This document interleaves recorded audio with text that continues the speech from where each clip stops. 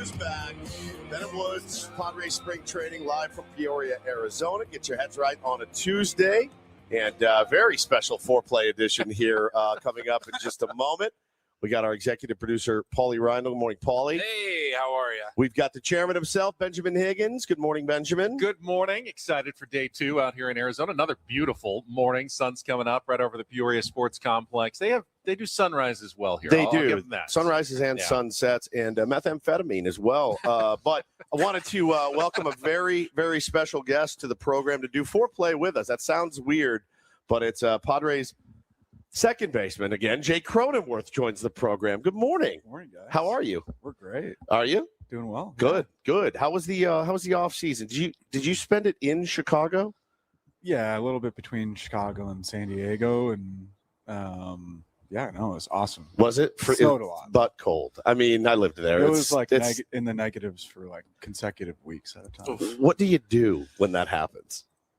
You just do your normal thing. How? You can't do your normal. I lived there. Mean? You can't do your normal thing. You get in your car, you drive your car, and then you get out and you go to wherever you would. And what do you do My in the normal off-season? thing is living in San Diego. Yeah, I have no idea how to operate in cold or snowy weather. And it's not just cold and snowy. It's like to your bones. I mean, I lived there for 5 years. It's I've never felt anything like it. It's excruciating. You just put a jacket. Jake's tougher It's than the you. reason that you live in Is what San we're Diego. saying. It's fair. Yeah, you just put a jacket on. It's that Deal easy. with it. It's that easy. Well, I should warn you. I'm wearing my Meta glasses today as I show people. Is it working? Yeah. All right. I can see the light. I'm recording you right now because this is where we are in our world. We have to film everything. We have to record everything. We're also recording him on YouTube. We're recording him on the Channel 10 camera. I mean, he's it's the center of the media universe right now. It is. It's worse. It's worse. Yeah. And every year you're like, well, we got to raise the game now. Like, what's next? Like, you guys get to live in my house with me, our listeners. But I do have my Meta glasses on, and I am recording you. So if you do anything weird, it will be picked up. Wait, actually, do we have your permission? Yes. Do we have your permission To record me? Yeah. You didn't bring paperwork? I didn't bring any paperwork. This is it's a verbal agreement. I'm good with it. All right, good. All right, okay, good. Well, because I follow your wife on Instagram and you on Instagram. I think you're on Instagram. And she likes to do social media. And I saw one of you guys getting ready to come out here, and you looked a little fussy, like you didn't want to do social media at that time. I'm not huge on, and I'm sure if you guys have seen, I'm not huge on social media. I don't post anything. No, why not? Unless it's for like something that I'm involved in, like business wise. Okay, I which get is it. very rare. So Smart, though. I just don't. It doesn't bring it doesn't bring you joy. I don't need to do this. Like it doesn't. He doesn't need to promote his brand. No, but you don't want to But that's not who I am. That's fair. That's not who you and I'm are. comfortable being that person. So Okay. I don't know.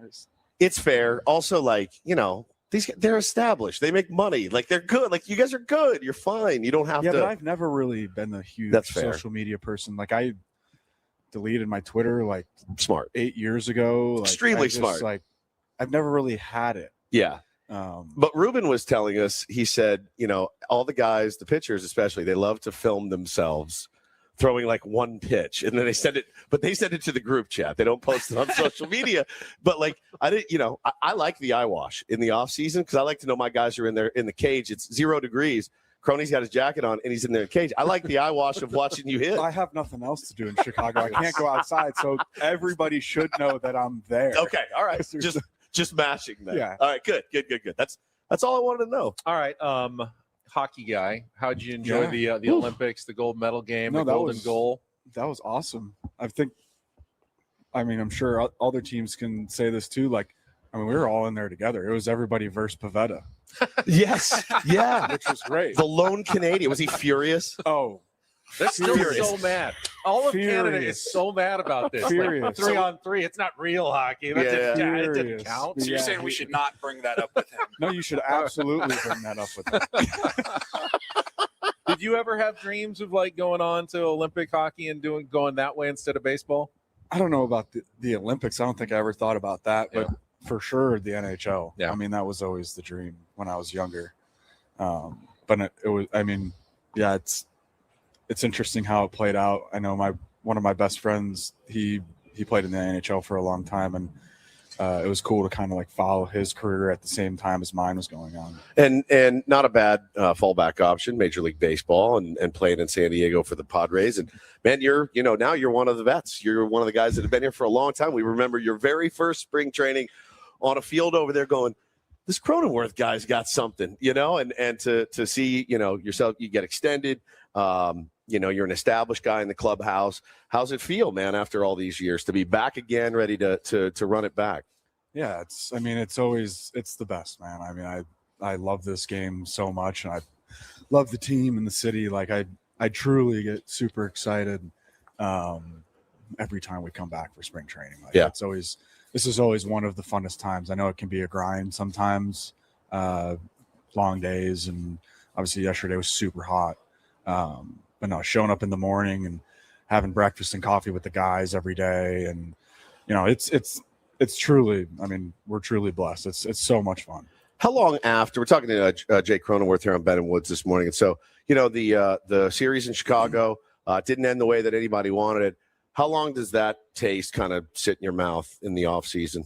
Yeah, a while. Yeah, I mean that one hurt. I think everybody, you every time maybe you don't win that last game. Obviously, there's only one team that does it. Feels different depending on the year. But last year really hurt.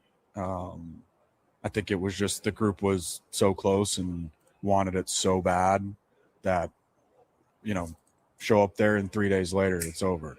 And you guys, is that something that you talk about, with each other of like, I mean, it's so funny because you got to do a bunch of spring training games, bunch of work, 162 to get in the playoffs, and it's over in 3 days. And it's like, next year is going to be different. Like, I don't know. And I live there. And you live there. Even worse. Yeah, for sure. Is it how, I think the question I'm trying to ask is, for this group, the guys you've been around for a long time, winning a championship, is that something that you guys talk about?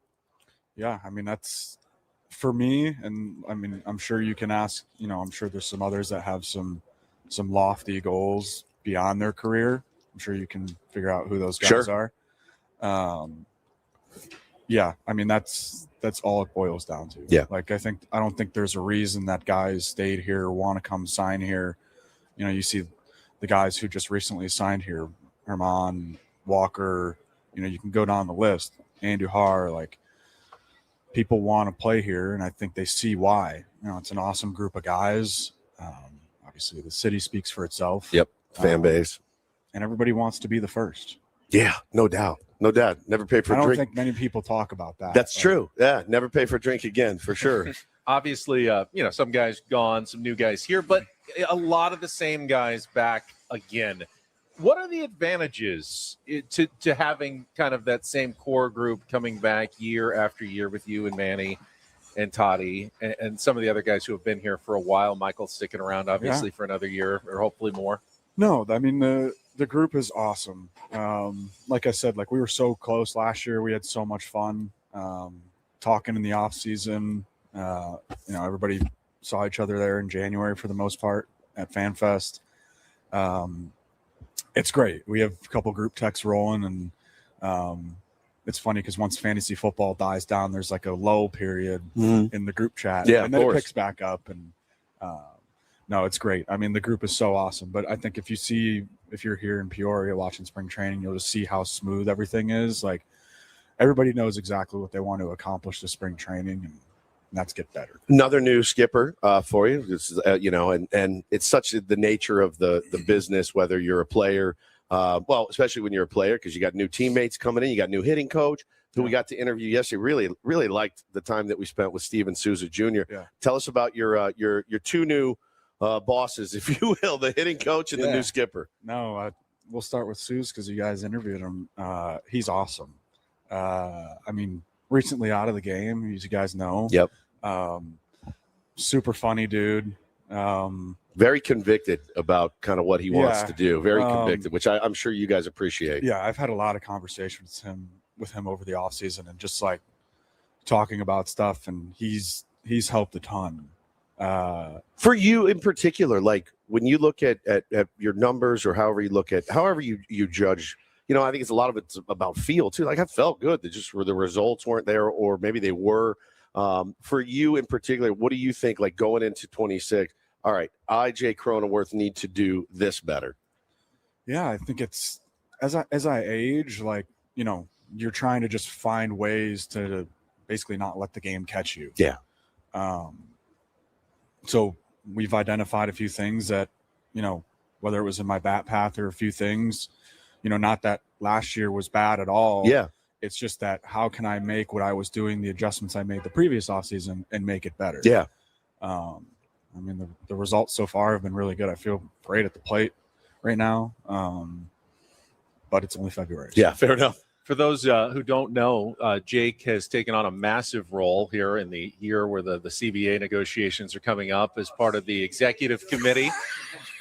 Good morning, guys. Part of the executive committee for the MLB Players Association. That's 8 guys who essentially kind of a conduit to the rest of baseball, along with team reps. I believe Nick Vivetta is your team rep. Yep. But what does that responsibility entail for you, especially in a year like this? I know you guys had a big meeting yesterday with some of the MLBPA people, and you were sitting there talking as well. What is that like for you? Tell us the details of said meeting is what Ben wants to say. No, yep. No, I know that's behind closed doors, but tell me about Jake Cronenworth's part in all of this. Yeah, I don't think anybody really knew that I was in that position. I mean, obviously the guys on the team, more fans and people around the game. No, it's something that I take a ton of pride in.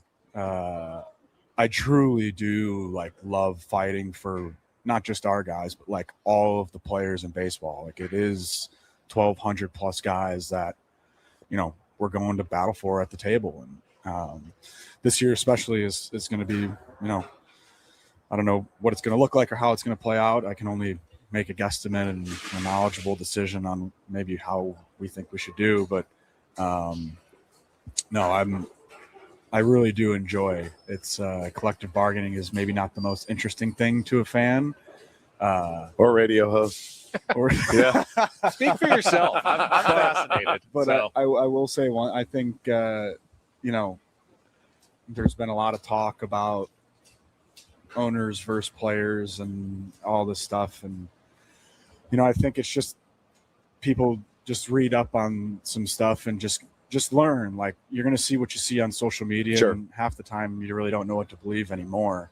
But there's a book out there that you can read. It's called The Game, which is really good. It's the history of collective bargaining. Again, it's not the most interesting read. Did you had to read it, didn't you? I've read it. Yeah. Okay, yeah. Are you a reader otherwise? I have audiobook. I listen. Okay. Yeah. Got it. But no, to me, it's really interesting. And, I'm sure you guys will have questions. And if you do, bring them up. Okay. We can clear some space on it. I love it. I think we always feel like as fans, we tend to want to be on the player side. I mean, you're the guys that we come to watch, and we want you guys to do well. But there's also that side of fandom that looks at, teams, not necessarily the Padres, but the Dodgers versus the Pirates, or teams that aren't even close in terms of spending, and want to find a way to make that a little more competitive between teams. It doesn't have to be a salary cap to do that per se, but I think fans also see that, they want their team in different cities like Kansas City and Pittsburgh to be able to compete on a more yearly basis with New York's and Los Angeles's of the world. Where do you kind of come down on that? No, I mean, I think it's a very fair question. I don't think, fans should want their team to win. Yes. 100%. And they should want their team to spend money on good players and put a product. I mean, as you guys can attest to, you guys have been Padres fans for a long time. We're a perfect example of what that looks like. God bless Peter's soul, but he did things the right way. He signed guys and made a product on the field and built the stadium up and drove people into the stands, and look at where we are now. We're a bottom 6 market team in baseball, but top we're 10 also payroll. a top 6 spender in baseball, top 10. It's 72 sellouts last year. You look at, all the successes happened over the last 6 years. I think it's a perfect example. Obviously, we're blessed with weather, But there's other factors that play into that as well. And I think a lot of it has to do with the products that's been on the field and how much we've won in the last 6 years. That's awesome stuff. Jay Cronenworth, I'm assuming you're in the lineup today, yeah? I'm not. Oh, you're not in the lineup? No, they're not going to make him go all the way over to Mesa. Oh, yeah, you're not face going to the Mesa. Cubs. That's a fair. veteran, my God. That's You know fair. what that drive is like across Phoenix I mean, on a Tuesday? Hey, I gotta actually. so why are you here so early then? That's what I want to know. You got early work? No, I get here at That's when 6:45 he gets every day. here. All right. Yeah. Well, you Just can't- I'm an early bird too. I was here an hour and a half before the show started. Pacing. I'll tell you, Pacing. I'll tell you a funny story about Mesa. It was actually 2020, and Nick Solak, who we signed, Yeah.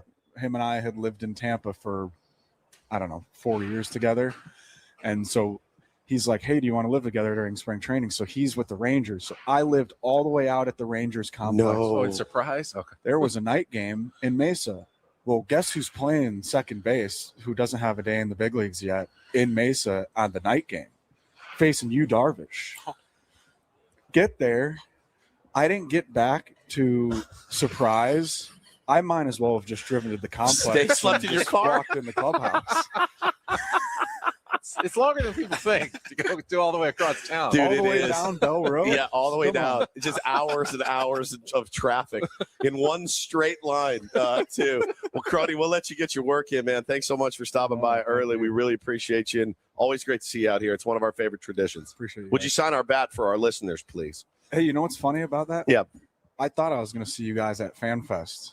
So were you guys there? Yeah, we were there. we were up in Okay. the We were like 10 to concourse noon. doing a show from 10 to Okay, noon. so Yeah. they were like, "Hey, you're going up 97.3." I'm like, "All right." Yeah. So I signed a bat for you guys, Oh, and I opened the door to go out, and Tony's there. Yeah, it was Tony. And then Tony I had, took our bat. He took our bat. I had two other bats with me that I gave to fans, and this other bat was just sitting underneath the table, and it kept falling. But I didn't want Tony or anybody to see that it was signed to Ben. Oh my For God. us. Oh, don't know my where that's I God. don't know what happened to that one. I should have but just. okay. It's in my locker in San Diego. All right. Well, I mean, we'll be there. We'll be there. We'll see you at You some know where point. to find us. That's so nice of you to do. We give this one away. I at should the- have just given it to a fan at that point. with the two Ben and Woods from Jake Cronenworth for some listener. How do we miss out on a I bat, know. I have man? no idea. God. Let's get started. We'll take our first time out. We'll come back. We'll let you know who else we've got coming up on the show. It should be a very big day. Day number 2 here with Ben and Woods from Padres Spring Training in Peoria, Arizona. We got Kyle back in the studio. Lots to get to. Stay tuned. First check of traffic with Kelly Danick. Off and rolling with Jake Cronenworth on a Tuesday on San Diego's #1 sports station, 97.3 The Fan.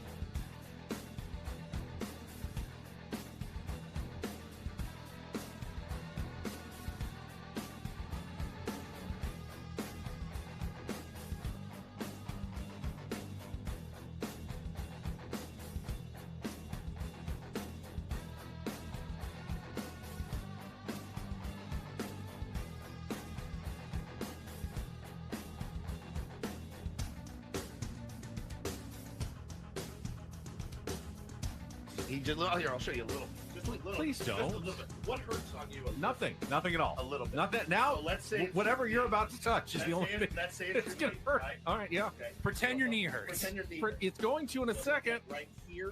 Oh, that is not pleasant. Hey player, this is all yours. This room with this view. This speakeasy with this cocktail. Hey, could you make that too? The spa with this. Ah. And this pool on this roof. This is all for you. The all-new Hamul Casino Resort, now open.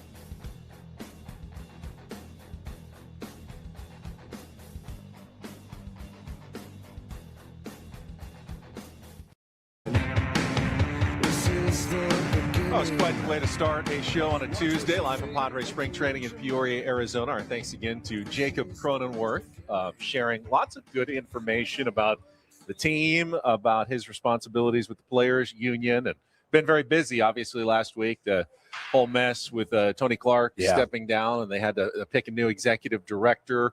Quickly, they voted for Bruce Meyer. Jake was telling us off the air, needed to spend like 20 hours on the phone last week with his fellow executive board members and players around the league so they could vote on who to replace, Tony Clark with last week. So it has been a very busy start to spring camp for Jake. Yeah, he said, luckily they planned for the apocalypse, as he said, and it is very involved, and I love how serious he takes it, and something that he's obviously very passionate about, and that does feel good to fight for.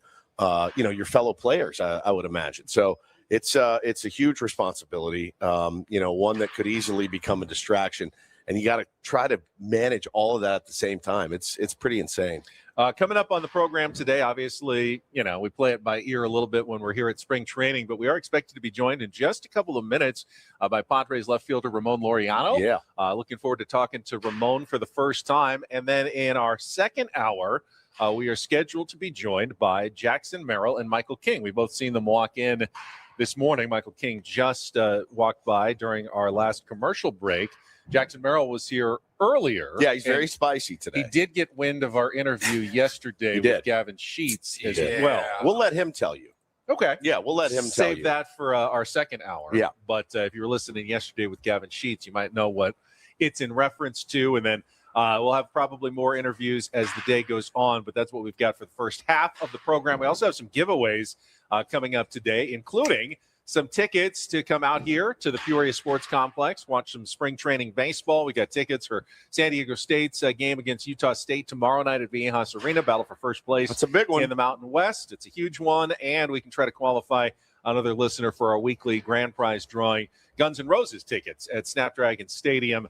Not going to play Take on Woods this week, at least while we're out here at spring training. But those are some of the things we have on tap for our 4-hour program today. Don't we have another giveaway as well? I think we have those three. Those okay. For today. Yeah. All right. One of the things as we wait for maybe Ramon Laureano to stop by, we're sitting right here. It's the kind of the lunch table area behind the clubhouse and the cafeteria, I guess, the kitchen here at the Peoria Sports Complex. But we're right in front of the newly remodeled batting cages. And this morning you get players kind of getting their early work in. I love when you hear the crack of a bat constantly in the background at spring training, which is really fun. So this is always a good spot to be, especially at this time in the morning when players are in early getting their work done. Got to go and stand and watch a little BP yesterday in there. Watched not BP, but some of their cage work, and they were hitting high velo, and it just makes your head spin when they're like, how do you do it? And just squaring every ball up. Dude, I get it. They're professionals, but it's pretty remarkable. And then walked down to the end of the bullpen yesterday as well, and there was Hoffy watching Michael King saw throw. A picture of you and Hoffy look like scouts. Well, you both looked like you were intently analyzing. Yeah, Michael King. Yeah, I don't know if he was soliciting you for your thoughts on Michael King or what. Yeah, that's what it looked like. You know what we were talking about? We were talking about seam shifted wake and arm side run, and just a couple of guys spitballing about pitching, and he wanted to know what I thought. And I wanted to know what he thought. You guys on a real equal plane talking about the art of pitching is what I'm hearing here. He very much values my opinion, and Michael King as well. You could tell he got a little amped up when he saw me and Hoffy standing there watching him. So, but he looked good. Again, you never know how these guys ever even foul a pitch off because the ball is moving like crazy and it's going 97 miles an hour. It's just insane to watch. From 2 feet away. You think you get an idea on television. You think you get an idea, even if you have really, really good seats. But when you're 1 foot away from home plate and the ball's just going, stop! You're like, oh, God, dude, I don't know how they do it. But, man, that's honestly every year. I say it every year. My favorite part is watching those bullpens, watching these guys hit, and watching them field, which I haven't gotten to do yet. Also got to watch a spring training game yesterday, Cactus League matchup. Indeed. The Padres and the Milwaukee Brewers played at the stadium just over there. Now, we missed the first couple of innings because we were here doing an interview with Nick Castellanos, which we're going to play at some point for you. We're going to have to schedule that, figure out what timing works best. But that was fascinating to sit down with one of the newest members of the Padres, and you'll definitely want to stay tuned for that. We don't know when we're playing. Yeah, we're not sure about that yet. We just don't know, but we will play it. It was fantastic. I'm being upfront. It is in the can. It is ready to go. He was available around 1 o'clock yesterday, so we came back and sat down with him and got to know a little bit more about Nick Castellanos, which was cool. And then we went over to the stadium. It was already, by the time we got there, was 4-0 Brewers. Yeah. And we'll talk more about the game, though, in just a couple of minutes and what we saw on the field yesterday. But right now, joining us here at the Padres Spring Training Complex in Peoria, Arizona, a guy who I believe was batting leadoff in that game yesterday. Padres left fielder Ramon Laureano is with us here on 97.3 The Fan. Ramon, it is great to meet you. You're on with Bennett Woods here on the Padres flagship station. Welcome back to spring training, or your first one here actually in Arizona. with the Padres. Yeah, no. Thanks for having me, and good morning, guys. Oh, look at this. A special delivery from Jackson Merrill, bringing a little espresso. That's nice of him. What a great teammate. What a great teammate he is. And you play obviously next to him at Petco Park. Man, it's good to talk to you for the first time. We were talking before the show, and we've never gotten to talk to Ramon. And I wanted to ask you the question because you did hit leadoff yesterday, and I know that certain guys like hitting in certain spots. For you, do you care where you hit, or you just want to make sure you're in the lineup? No, I lost a lot of headache a long time ago on that, so I don't pay attention to it anymore. I just like when you were younger. Early in my big league career, I remember in Oakland, leading off, hitting 8 the next day, and then I didn't understood what that was, and then hitting 5th, hitting 2nd, hitting 7 the next day. Like, so I'm like, oh, whatever happens, I can care less. Whatever happens. Yeah. As long as you're in there to swing it every day. Mm-hmm. Ramon, obviously, a lot of stops in your career: Houston, Oakland, Cleveland, Atlanta, and then last year something really clicks in Baltimore, and you have the season you did, All-Star season, get traded to the Padres. What was different last year for you that seemed to work so well? I think it's actually Atlanta. Okay. Is that where it started? Nothing. Just I got released from that team, the Galaxy team, the Guardians, and and then I just figured out some things hitting that I actually believed in, and I just did it myself, and it helped me.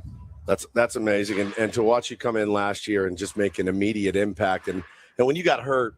I think we said it on the air. I think the fan base felt it. That really put the Padres at a disadvantage because you had been so good. How close were you to maybe getting back, and how are you feeling now? Getting back at that time? At that time. Oh, it was not going to happen. Not going to happen.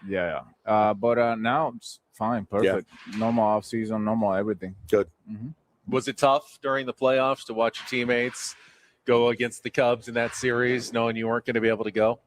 Yeah, it was very tough, but I had to, accept it, flush it, and kind of not be a player, be a teammate, and help them with whatever, keeping positivity in the playoff because emotions go so up and down there. So yeah, it feels, even watching on television, it's really ratcheted up for fans. I can't imagine what it's like for you guys down there. Talking to Padres left fielder Ramon Laureano here on Ben and Woods this morning for the very first time. And so your experience in San Diego so far, is this a place that you could see if everything worked out? This is a place where you'd want to finish your career potentially. Yeah, of course. Why not, right? Yeah. But I got things to do. I got a season ahead with a lot of discipline and a lot of being present and helping my teammates. And ultimate goal is win a World Series. Focus on that and let's see what happens. Getting to play with guys like Fernando Tatis Jr. and Manny Machado, what's that been like for you stepping in here with the Padres last half of last season and here at spring training? Yeah, no, it's cool, talking to those guys about anything, about when it comes to hitting, when it comes to the game, situational hitting, things like that they kind of have done it on an elite level. Obviously, they're very talented, but understanding some approaches here and there and just kind of it's really good. How closely will you be following them at the WBC playing for the Dominican Republic? Oh, I'll be watching them every single day. Yeah. I wanted to ask you, I watched it last night knowing we were going to have you on. You were a part a few years ago of one of my favorite dust-ups, I guess, fisticuffs, when you were a member of the Oakland Athletics at the time. And it was against the Astros, and you got drilled 3 times in the same series, like maybe back-to-back days. And you told the kid on the mound that hit you, you got to snap your wrist. You got to snap it if you want to throw the slider. It's one of my favorite brawls of all time. Now, you got suspended for that, what, 5 games? Yeah, 5 or 4. When you, would you do that again? Or did you kind of learn your lesson, or does it just depend on the situation in a game? Because I got to tell you, I watched it again. I loved it when it came out, and I watched it again last night. And, This was one of my favorite moments. You got to snap it if you want to throw it. It was unbelievable. Yeah. It was unbelievable. Yeah, no, my parents were very proud. That's one. I'm not very proud of those moments, but it's just part of being competitive. Being kind of like I'm not messing around when I'm on the field, kind of thing, or in baseball environment. So, and I just got, I guess, this 4 shots of espresso on 11 a.m. getting got to me, and then I learned how to do that. So. I mean, as a fan, it's nice to see somebody play with passion and fire and stick up for themselves, certainly. And I could see, if it was my son, there would be a little bit of pride. I would be a little bit proud of seeing him stick up for himself. So I guess I can relate. If I had a son, he does that, I will understand that. Yeah, it's exactly right, I man. mean, we saw some feistiness from the Padres, when Fernando got hit a bunch of times by the Dodgers, and you have to stick up sometimes for yourself over the course of a long season. No doubt. Yeah. No doubt about it, man. No doubt. Well, thank you so much for stopping by. You got 1 espresso down. You got maybe 3 more before 11 a.m. this morning, and then tell your teammates to watch out. Yeah. No, I'm cutting it down a little bit, but thank you guys. Thank you so much, man. Thanks it was a so pleasure. much. Ramon Laureano sitting down with us here at Padres Spring Training. Let's check traffic quickly, then we'll come back. We got the rest of this hour. We can talk more about yesterday's game, what we've seen so far here at Padres Spring Training in Peoria. We got Sue Agler on traffic today on 97.3 The Fan. From the 855 Get Ross Traffic Center. Injured? Demand justice. Demand Jurowitz. 855GetRoss.com. Here's Sue Agler. This game day traffic report is brought to you by Crystal Geyser Alpine Spring Water. Still closed. That's the 52 westbound between Genesee Avenue and Regents Road, all because of an accident. Stick with 56. And then somebody broke down south on the 805 at Balboa Avenue. The right lane is blocked. What makes Crystal Geyser Alpine Spring Water different? We always bottle our Alpine Spring Water less than 1.5 miles from the spring source. And all our bottles are made with 50% recycled plastic from our own recycling plants. Crystal Geyser, bottled at the spring source. I'm Sue Agler, Bentonwood, San Diego's #1 sports station, 97.3 The Fan.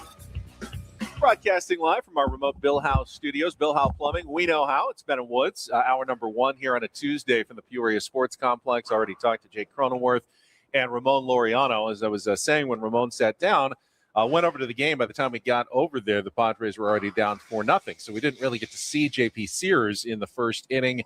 Rough outing, obviously. Gave up 4 hits, 4 runs, a 2-run home run by Andrew Vaughn. I, have no idea behind the scenes what they're saying. I do know that Ruben Niebla and the Padres have been very excited about the offseason work of JP Sears, and they still think he's going to be a big part of the Padres starting pitching staff. Now, whether that means starting the season in the rotation or being one of the usually 8 to 13 pitchers you need to rely on over the course of the year to start games, I fully believe that JP Sears is part of that equation at some point this season.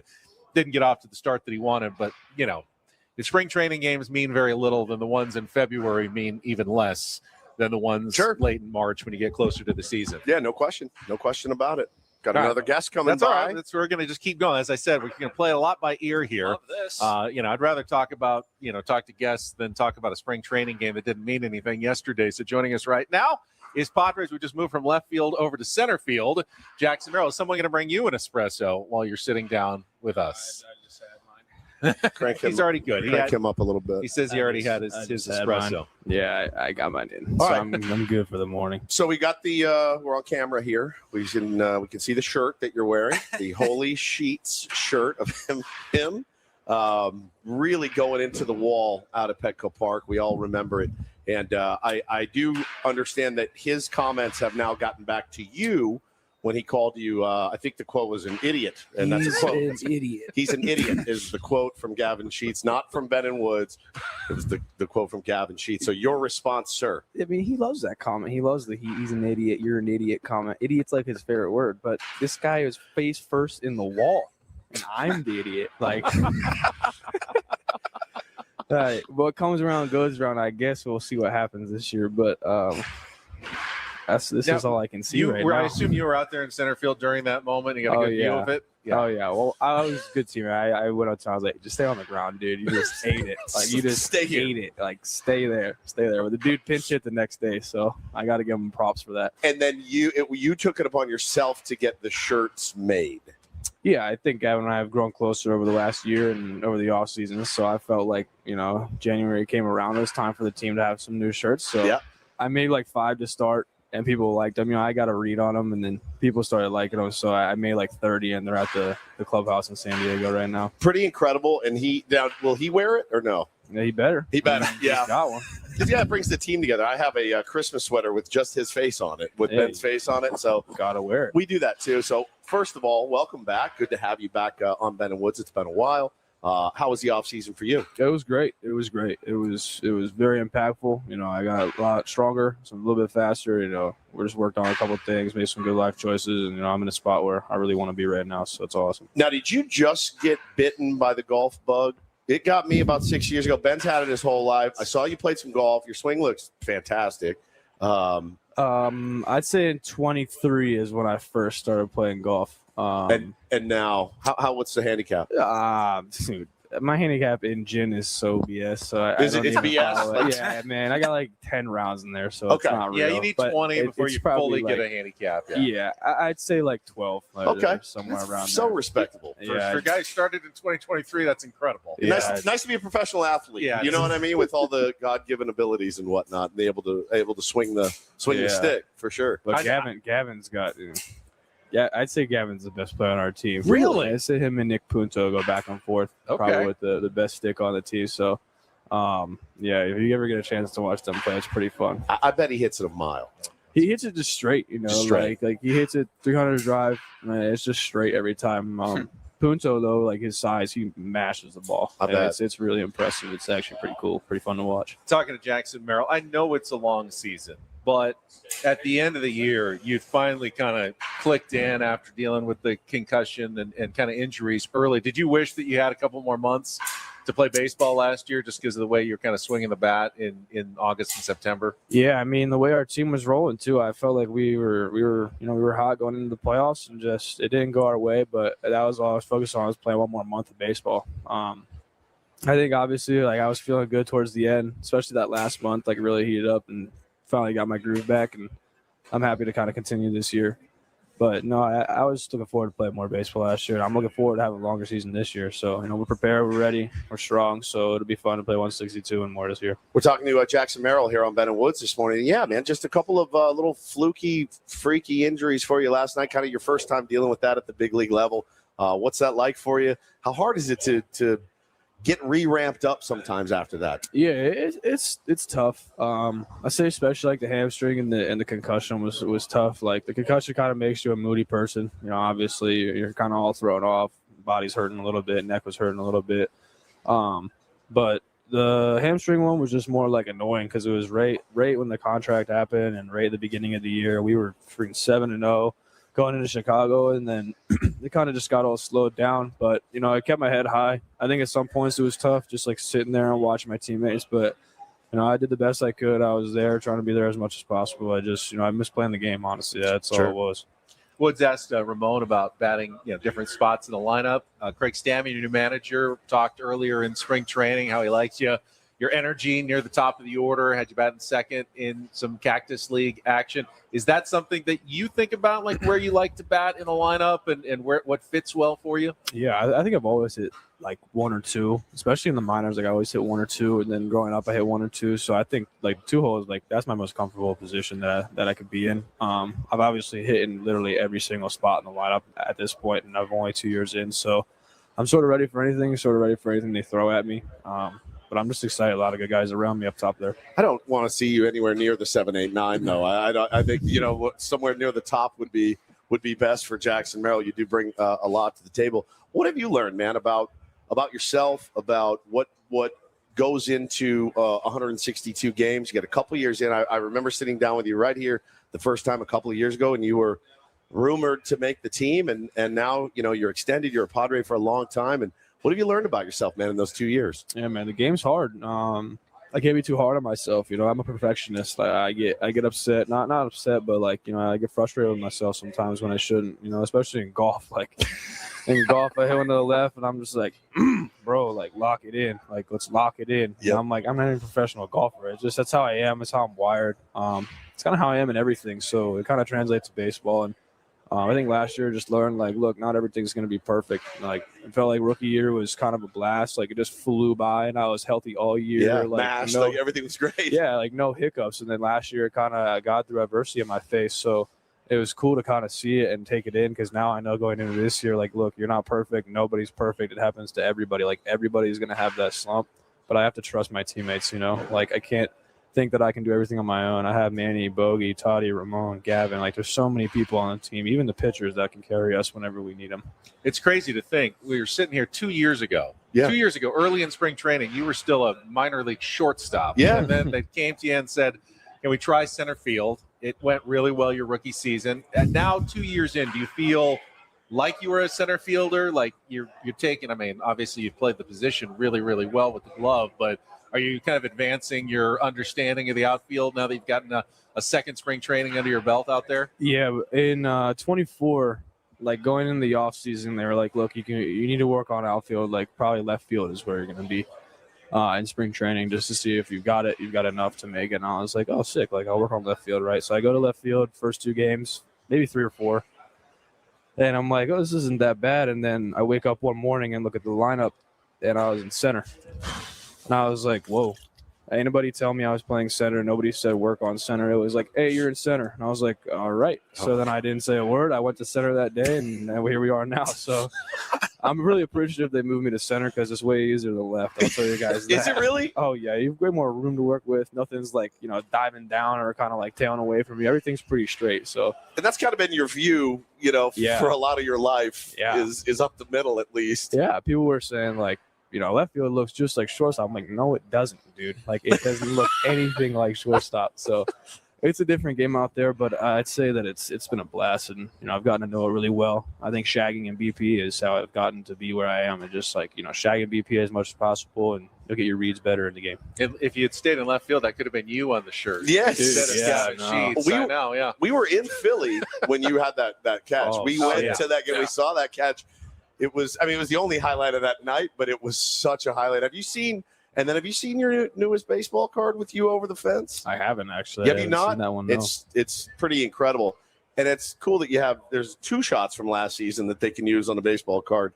2 incredible robberies, but that one in Philly was next level, man. We were there. It was crazy. I didn't even know what I was doing. It just like, it was coming down. I was like, I got to jump for this, give it a little effort, and just lay it in my gloves. That was sick. But no, Gavin's saying what comes around goes around, dude. If I ever sprint face first into the wall, we got a problem. All right. We got a problem. So I don't like the he's an idiot comment. I think he's got to look at my shirt before he calls me an idiot. No, fractured clubhouse maybe already here because of Bennett Woods. You can't fracture our clubhouse. I love it. We're tight as nails in there. I love it, man. Jackson, thanks as always for coming on the program and knocking it out of the park as you do. Wishing you a really, really successful season. Appreciate you guys. Thank you, man. You guys are the best. Thank you. Jackson Merrill, everybody. It's always good to see him at spring training and healthy. And obviously, the Padres are expecting and needing big things from Jackson, especially going to be batting probably near the top of the lineup this year. And we'll see more of that, I'm sure, as spring training goes along. So, what a great way to start the show. Jake Cronenworth, Ramon Laureano, Jackson Merrill already here in our first hour of the program. We're not even an hour in. Some tier 1 is going to be really lucky with this thing, man. I got this bat. Yeah, we'll give it away at the end of the year as we always do. Incredible. So cool. Starting to collect some great signatures there. So, today the Padres will head out to Mesa to play the Cubs. As Jackson said, he doesn't have to go. Jake doesn't have to go either. I think Nick Castellanos is part of the traveling squad today. Going to play against the Cubs in a game at 12:05 Pacific, 1:05 Mountain Time. Padres have split their first 4 Cactus League games. Yesterday was a come-from-behind victory. They scored 6 in the 8th inning. Yeah. To win the game. Well, Grit Squad back in action. We can bury that. We can bury it. Teasing. No. Just bury it. But in terms of offense, at least from the the regulars, it's been kind of a slow start for some of the guys offensively. Sure. But you see that oftentimes during spring. Pitching wise, though, some sharp outings again from the Padres bullpen yesterday. David Morgan came in and pitched a 1-2-3 inning in the second. We saw Mason Miller get his second inning of work. Walked the first guy. I was worried we had put some sort of Ben and Woods hex on him. He came run 1, 2, 3, 4 balls right to first base. And I go, oh no, what did we do to him when we talked to him yesterday? But then of course he came back, locked it in, retired the next 3 batters, and Wandy Peralta striking out 2 in an inning of work. Did hit a guy and walked a guy, but got out of that mess. And Jeremiah Estrada got out of a real mess. I think walked 3 of the first 4 batters he faced, but escaped the inning without any damage with a strikeout and a ground out to get out of it. So ultimately, 4 guys who you expect to be part of the Padres' regular bullpen rotation, all looking good early yesterday in spring training. Yeah, spring training games don't mean anything unless you come back with how many runs? 6 in the bottom of the 8th. 6 in the bottom of the 8th. And then you're on the right track. Yeah. That's how it usually works. A guy who's had a good spring is Romeo Sanabria. Yes. Who is, one of the Padres' top minor league sluggers, first baseman. Yep. And, I don't know if there's a opportunity necessarily to make the team out of spring camp, barring some injuries or something, but you want to be a guy that they're ready to call on and show that you're ready to get to the big league. Yeah, just crushing it so far. All right, 1 hour in, we will come back. We have more, including Michael King, I think, scheduled to join us in hour number 2. Get some of our giveaways as well, including some tickets to come out here to Peoria at the Spring Training Complex in Arizona. Ben Woods live from Spring Training 2026 on San Diego's #1 sports station, 97.3 The Fan.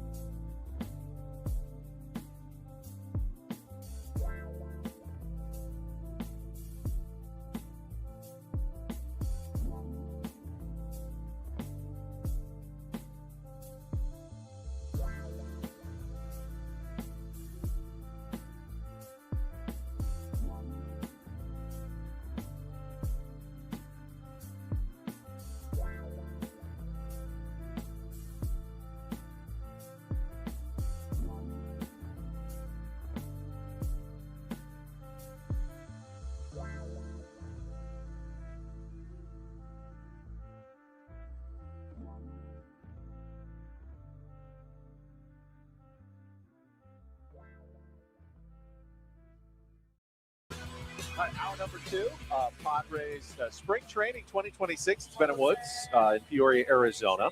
I believe we're going to get Michael King a little bit later this hour. They get a meeting in about 20 minutes. But Darren Feeney from the Padres public relations staff is trying for a couple of other guests. So we'll see who wanders on over to our table here outside the cafeteria area in Peoria. Well, we can stretch our legs a little bit, right? Finally. Okay, yeah, it was kind of a hair on fire first. Breathe a little bit. Breathe a little bit, and it was awesome. All three of those guys were great. First time talking, obviously, to a couple of them, but it was awesome. Or just one of them, actually, Ramon Laureano. We got to tell you guys about our incredible dinner last night. We had a chance to go and dine with, I guess you could perceive her as now the enemy. Katie Wu, who is the athletic beat reporter, the beat writer for the Los Angeles Dodgers of Los Angeles. I still don't think you understand how actual media members work, but go ahead. Why don't you stop me down in the middle of my story and explain to me how the media works? Well, I don't, do you know what it means to stop down on somebody's story? After 15 years doing morning radio, fire away. I just don't think that she likes being called the enemy. I don't think she cares even a little. Not even a little. She told me yesterday, she said, "Oh, so many Dodger fans hate me because I'm friends with you guys." She goes, "And I love that."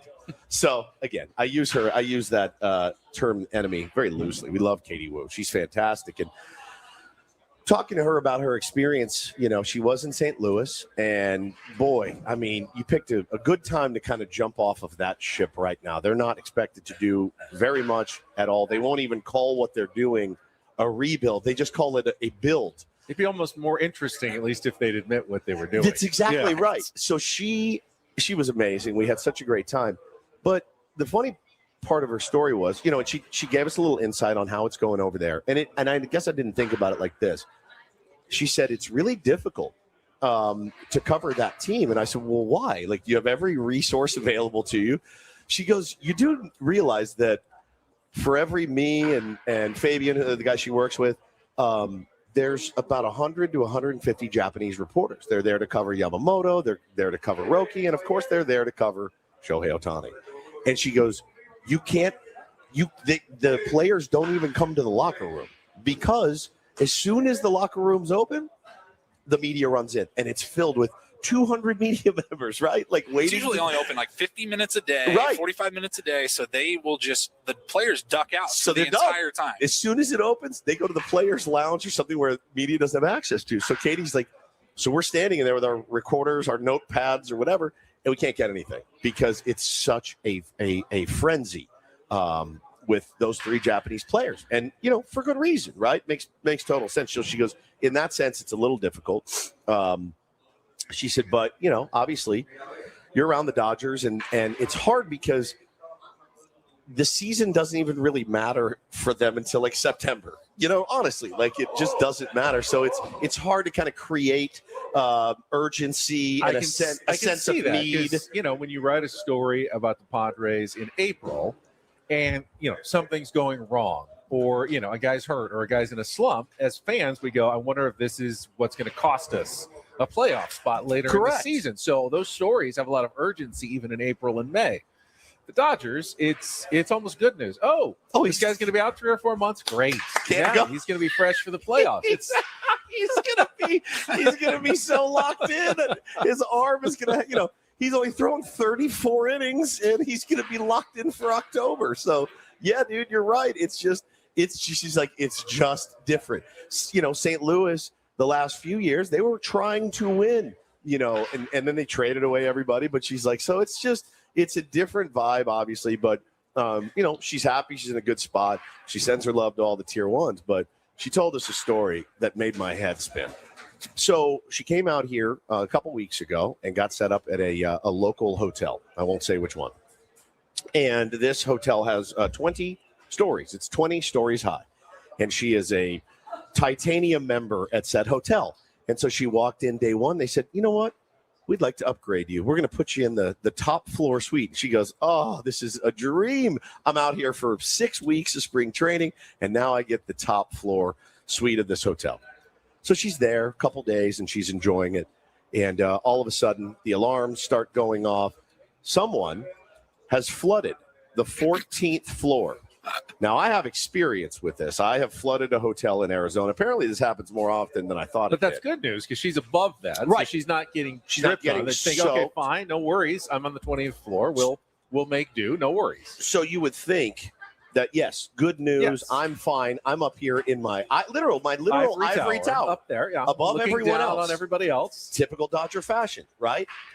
So she's up top, and they said, we got a problem. We have the water has ruined the elevator system. So the elevators in the building are shut down. So all of them. So she has had to go up and down 20 flights of stairs every single day with all of her gear, it didn't matter if she didn't have any clothes on. Up 20 flights of stairs is a nightmare. Every day, up and down. She goes, I have to plan, 30 minutes earlier than when I would normally leave to walk down the stairs, and knowing all day in my head, when I'm done with my long day, I've got to trek my ass up 20 flights of stairs. And you can't just pop back for something. If you forgot your phone or your charger. So you want to you go down once with everything. And at the end of the day, you go back up once with everything. You don't risk leaving anything behind. And someone says to you, hey, would you like to meet for dinner? Shohei Ohtani says, hey, I'll give you an exclusive interview. You're like, I don't know that it's worth it. I don't know that I'm going to go. I'm already home. I'm settled. I'm not going down again. What do you do? Like, what do you do? And I thought to myself, well, how would I have reacted had that happened to me? And I said, Katie, how long has it been? She said, it's been 5 days. I go, why are you still in that hotel? And she goes, I'm set. Like I'm a member. I've got all these points. I want them to throw me. She wants to throw some extra points. Could they move her stuff down to like the first or second floor? They could potentially, but then she'd have to move everything. She's unpacked down for the month. She's there for unpacked for the month. She's got to pack multiple suitcases. Would have to move them all down by hand. I mean, they should be like sending a crew up there to do anything she needs. Well, and again, I think it's an indictment on, the Los Angeles Dodgers organization, to be honest with you. If it were me and I heard that one of our beat reporters had to do that every day, I would have put her in a different spot. I'm built different, though. That goes without saying. I would never let one of my beat reporters. I would never let. You're classy. I'm classy. Yeah, I would take care of my people, not just my baseball players, but my beat writers too. Outfield Grass in our YouTube chat says they better give her 10,000 hotel points for every day. She actually talked about she said, I can't do it. I'm not like the demanding sort, but she knows others in baseball who wouldn't leave the front desk area until they were given 500,000 points for their inconvenience. 100%. And they would just be there making every staff member miserable until they got the maximum number of allowable free points for whatever injustice that has been delivered upon them during their stay. And I told her, I go, you know what? I'm just like you. I couldn't either. I would say, it sucked, but it's okay. Now I would be screaming it at him. On the phone, screaming it at him every day, screaming at him. Get me out of here. But as far as down at the front desk, I don't think I could go down and be like, hey, sorry, they gave us a good rate due to the elevator being broken. Odyssey gets off scot-free, and I'm the one that's got to trek up and down 20 flights every day. After hearing that story, our boss Michael's in the chat says, Woods, who paid for dinner? Michael, I want to assure you that you paid for dinner last night. So there you go. It was good, too. Thank you, Michael. Michael, you'll be very pleased to know that Katie only ordered an appetizer because she had a second dinner after ours. So we were just her preliminary dinner. The second dinner was coming later. We got her warmed up for her next dinner at 7:00. But we had such a great time. She is such an incredible writer and has such good information and insight, and always has. So, what did you learn about the Dodgers? Any cool insights that you can share with everybody? Just, a couple of illegal gambling rings and things like that going on inside. Big craps game. No, nothing. I don't. Serial killers? No serial killers. Okay, anything like that yet? But no, it's just, it's more of just like what a crazy team to be around. When you think about it, how hard that would be every day if you're 26th man on the roster and you're showing up every day. You're like, good God, man, there are like 300, 200, 300 people here just watching us hit off the tee or whatever. Right. Like it's a little bit overwhelming at times to try to get your work in. Now, please don't misconstrue me as being sympathetic for those guys, because I am not. But no, it's really interesting, and it's good to have an ear in that organization. We are not well liked in that organization, just so you know. That's true, and I'm sorry about that. That's probably all me. I've made my peace with it at this point. Good. You're never going to get a call from them to come work for them. I get that. And I'm okay with that at this point. Good. I don't want to. They will use your voice, though. They will use your voice for their promo I will videos. say Katie did a great, and I don't want to throw under the bus. She agreed with us. The Dodger Stadium is too loud. It's too loud. It's too She did. loud. Yeah. I don't want to work there. It would blow my eardrums out after like a week, one homestand. The sun is beaming It's into going our to be face. it's going to be gone in a couple of minutes above the entire building, so we won't have to worry about it. But we're right now staring right into the sun. So that was a really good time last night, hanging out with her and getting a little dinner, and then we went back to the Airbnb and we did our Airbnb cribs, Ben and Woods cribs video that we do every year. It's become a nice tradition, and I thought we knocked it out of the park. We went with the Marty Scorsese one shot. It was a oneer, as they like to say. Is that what they call the it? Hollywood business? Right. It was a oneer, one take, no edits. Poor Paulie's arms were shaking by the end of it because he had to hold it with his hands. Right, bro. It was like a 4 or 5 minute video, and about halfway through, I was like, man, my hands are getting I'm holding this camera tight. I'm holding it high. My arms are starting to get a little wobbly, a little tired. And then I started thinking about it, and then I started getting more jittery, Yes. and then it's like really out of control. Now I'm like, stop, you moron. Paulie does all the camera work. Woods is the host all the way through. Yep. I just make several cameos throughout the appearance. Yes. But I assure you, there was no special effects magic, No AI. CGI. In fact, there was not a single edit in the entire. It was one take all the way through. Yeah, we did it in one take, the one take gang. You can go see that at YouTube, on YouTube. Then I had a little trouble at bedtime getting the thermostat to go down because I don't know how to work those new fancy thermostats. And I said, it's hot. I'm going to turn it down. And I went, and Paulie was already in his room. And I started fumbling with the thermostat. And Ben just goes, Paulie. And I go, Paulie. He goes, I'm already on my way.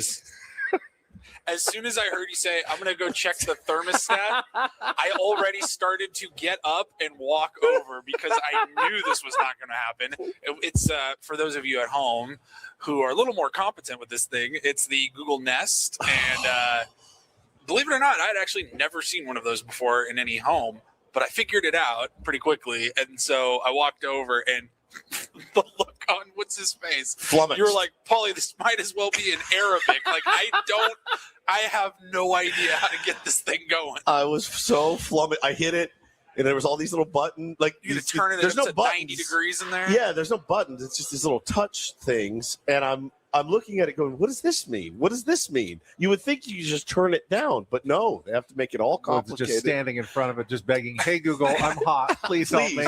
Please help me out. It was embarrassing. But again, Paulie, the best was he's like, I'm on my way as he's walking up, and I just turned and walked back to my bedroom. And then it was very, very chilly.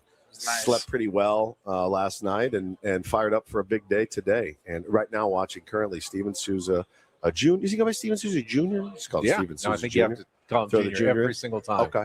And he's working on a little bat path stuff right now with Beach, Bryce Johnson. Pretty cool. Yeah, Pretty cool to see in action. If you say Steven Souza, he's going, where's my dad? Yeah, It's probably somewhere exactly. around here. We do have some breaking baseball news this morning.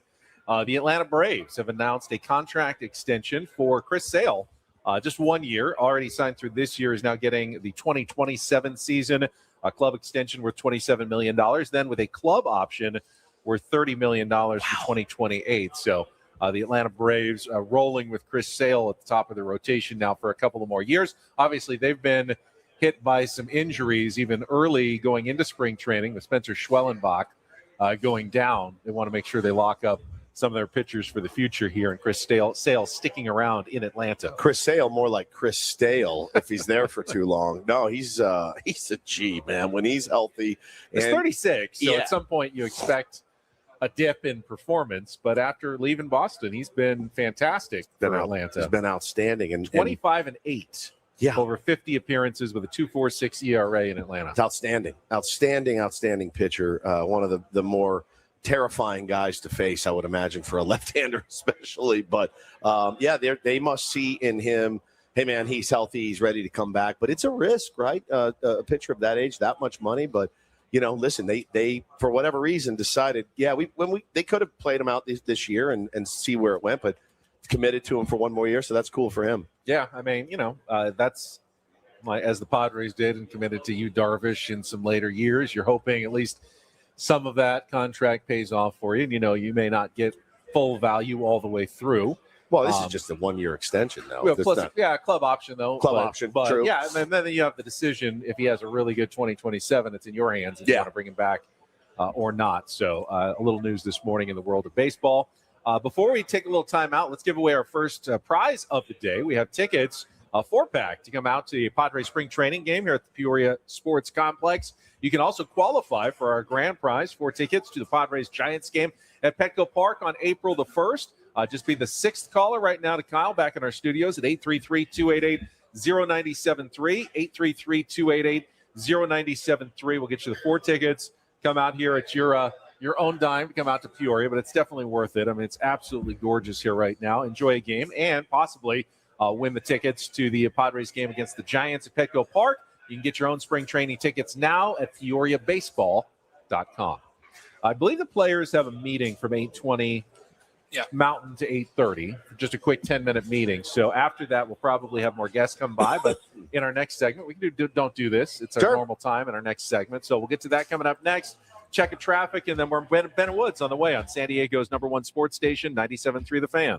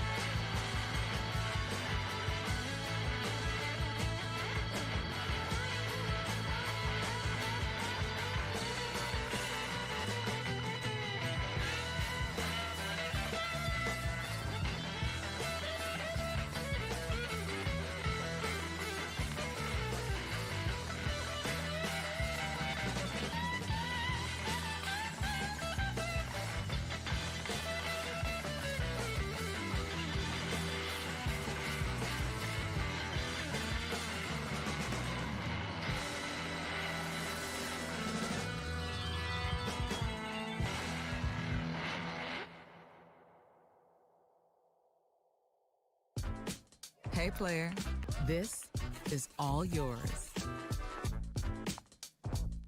This room with this view.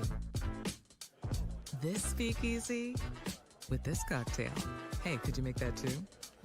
This spa with this. Ah. And this pool on this roof.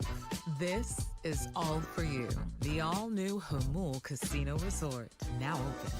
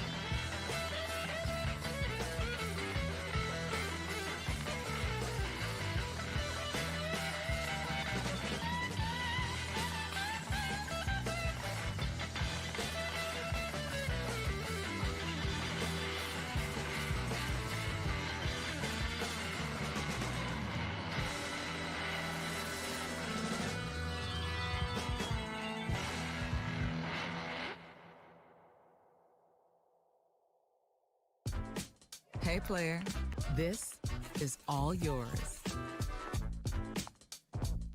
This room with this view. This speakeasy. 7-3 The Fan. Just going to do a quick 1-2 punch on Don't Do This because Michael King set to join us here at the bottom of the hour. DDT brought to you by Dixie Line Lumber and Home Centers, helping San Diego homeowners and contractors fix it, build it, Enjoy it. Thank you. I don't even know exactly where the DDT goes in this story, but It's just a little bit. He just got a little bit loose with the old tongue. it's two guys who aren't necessarily anybody's favorites of all time. Jeff Kent taking up some old beef with Alex Rodriguez during a San Francisco Giants spring training game. I liked it. In the booth with the great legendary Hall of Famer John Miller. Giants taking on the Cubs Sunday afternoon. And, Jeff Kent, John Miller brought up a story about a time that Alex Rodriguez hit a hard slide into second base, and Jeff Kent, I think, missed a month, actually, with a knee injury because of it, and Jeff Kent used it as an opportunity to air some old grievances. Here's the audio.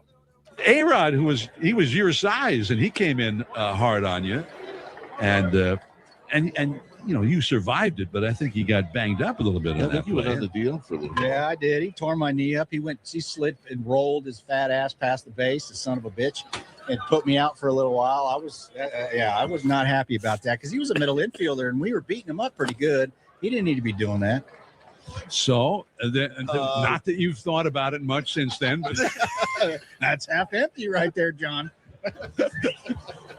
but that was the one time I do remember that a guy really came in hard on you. But anyway, and I would throw the ball. I would literally throw the ball between their eyes. If they came in and they weren't ducking down, I was throwing the ball right between their eyes. They better get down. And that's the way it got taught. So that was Jeff Kent talking about Alex Rodriguez during a spring training broadcast. Still hasn't, you don't forget that peace stuff. with it after. It's funny though, it was I saw the highlight of the slide. It was a hard-nosed slide at second base. Yeah, he rolled through the base, but back then that was legal. Nowadays that would not fly, but back then it was perfectly legal. Unfortunately, Jeff Kent took the worst of it in that situation. Can you hold on to your do this for a second? Of course. All right, let's pull the music down. Back at the studio, Kyle, please. Yeah, we're because good. joining us right now is Padres starting pitcher Michael King, back for another season. I was at his news conference when they announced the new contract, which everybody in San Diego was excited to have you back. So good to see you here, still in brown and gold in Peoria. Thank you. Yeah, great to be here. We talked to your pitching coach yesterday, Ruben Niebla, and he said, we went in the offseason, and I told A.J. Preller getting Kinger back is our number one priority. So that's got to feel pretty good. I know your relationship with Ruben is a special one. Yeah. Ruben, even throughout free agency, was still calling me, and he was not looking for any inside info. He wasn't trying to. Maybe he was actually trying to recruit me back here, sure. but it was more so just like a friendly conversation. So that's been our relationship since I first got here, and even if I wasn't here, which I'm very thankful I am here, I feel like I still would have had that relationship with him. What makes him so great at what he does? My main thing, and it's the first thing I say to everybody because he gets so much praise, is he gives so much confidence to each pitcher. While you're out there, even if it's your bad day, it's the one that your mechanics feel terrible, you got no command, you got no velo, he's making you feel like you are the best pitcher out there. And so I think that alone gets you through those rough outings. And then because he is able to adapt to your personality and your style, he's able to coach you in little ways that can give you little cues to really amplify your game. So I feel like my bad days became a little bit better, and then my good days became even better. To be fair, it's kind of easy with you because when you're out there, oftentimes you are the best pitcher out there, one of the best pitchers, at least in baseball. Obviously, last year you dealt with the nerve issue, the knee issue. How's the health coming into spring training? I know fans like to get that out of the way first. Yeah, no, 100%.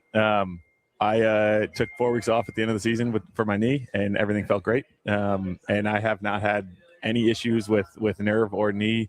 I'll try to knock on wood throughout the whole offseason and spring. So I'm 100% healthy. This team last year, talking to Michael King here, there was a bunch of weird injuries. Louis going down with the concussion, Jackson with the concussion, you sleeping wrong. I mean, it felt, and still managed to pull together, win 90 games. Obviously didn't end the way that you wanted to in the postseason, but I thought it was a pretty decent testament to this team. Obviously the hot start really helped, but you guys really seemed to come together last year despite some of these weird things happening. You had to have been so frustrated. Yeah, of course. It was really nice to see the other guys step up because, the only way that we get there is when our guys go down, other guys step up. And I mean, Pivetta with the career year that he had, and we're fully expecting him to do that again this year.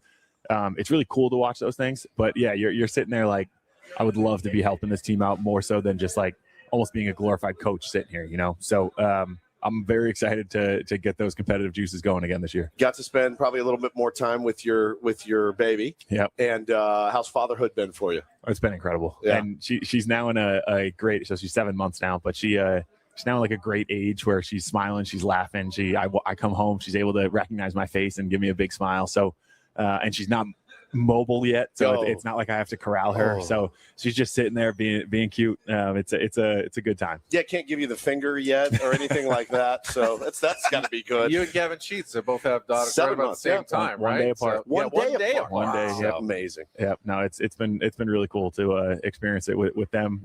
Even just like seeing the two babies together it's really special. That's awesome. Talking to Michael King here from Padres spring training in Peoria. Dylan Cease obviously gone, and wish him the best of luck. Got a good deal in Toronto, but even though he didn't have his best year last year, he always goes out there every fifth day, puts up a lot of innings. Does that put more maybe pressure on the rest of the pitching staff to fill that role and make sure that you guys are out there doing what he was able to do, for the Padres the last couple of years? Of course, yeah. I mean, was that 5 or 6 straight years where he went and didn't miss a start? 200 innings. 200 innings, 200 strikeouts. Yeah. I mean, he even on his bad years, he punches out the world, which is very valuable to have. It can get you out of any jam that you potentially could find yourself in. So, trying to fill that hole is definitely going to be a tall task. Having Joe back this year, I think Randy will make a step up. We have a ton of guys that Preller's put together that could have their ace stuff back. So I think that we have a lot of guys that can potentially fill that role, and I'm excited to see them to make that step. Well, I got to tell you, from a fan base's perspective, when the season ended, and obviously Ruben felt the same way, and so did AJ. I mean, we were really nervous and about maybe potentially losing Michael King. And I know you're happy here in San Diego. You've got the foundation that you guys did, and we had to talk about the prospect of potentially losing Michael King to another suitor, and it didn't make us very happy. So when you did come back, it was great. But there's always going to be those questions until AJ comes to the table with a 10-year deal or something and you sign it, right? So for you, how close did we get to losing you? Well, I can't say that it was close one way or the other. Preller definitely, I'll say, I guess, is good at negotiating, or at least made me nervous in the negotiating process. I told you it works. I told you it works. He doesn't believe me. I told him. We had a very brief conversation in Chicago as we left, and then I really didn't hear anything from him until like December 10th, and I ended up signing December 17th. Holy smokes! So I talked to my agent. We had our list of teams that I'd prefer to go to, and obviously the Padres were way at the top of that. Yeah. And it was like, we got nothing here. And then all of a sudden it was like, hey, AJ just called. And I was like, okay, now we're talking. What do we got? So he waited that long. There was definitely a gap that and he did say to my agent to start the year, he said, I understand the free agent process. He knows San Diego. He knows what we got. So it's not like we need to pitch him on things. Right.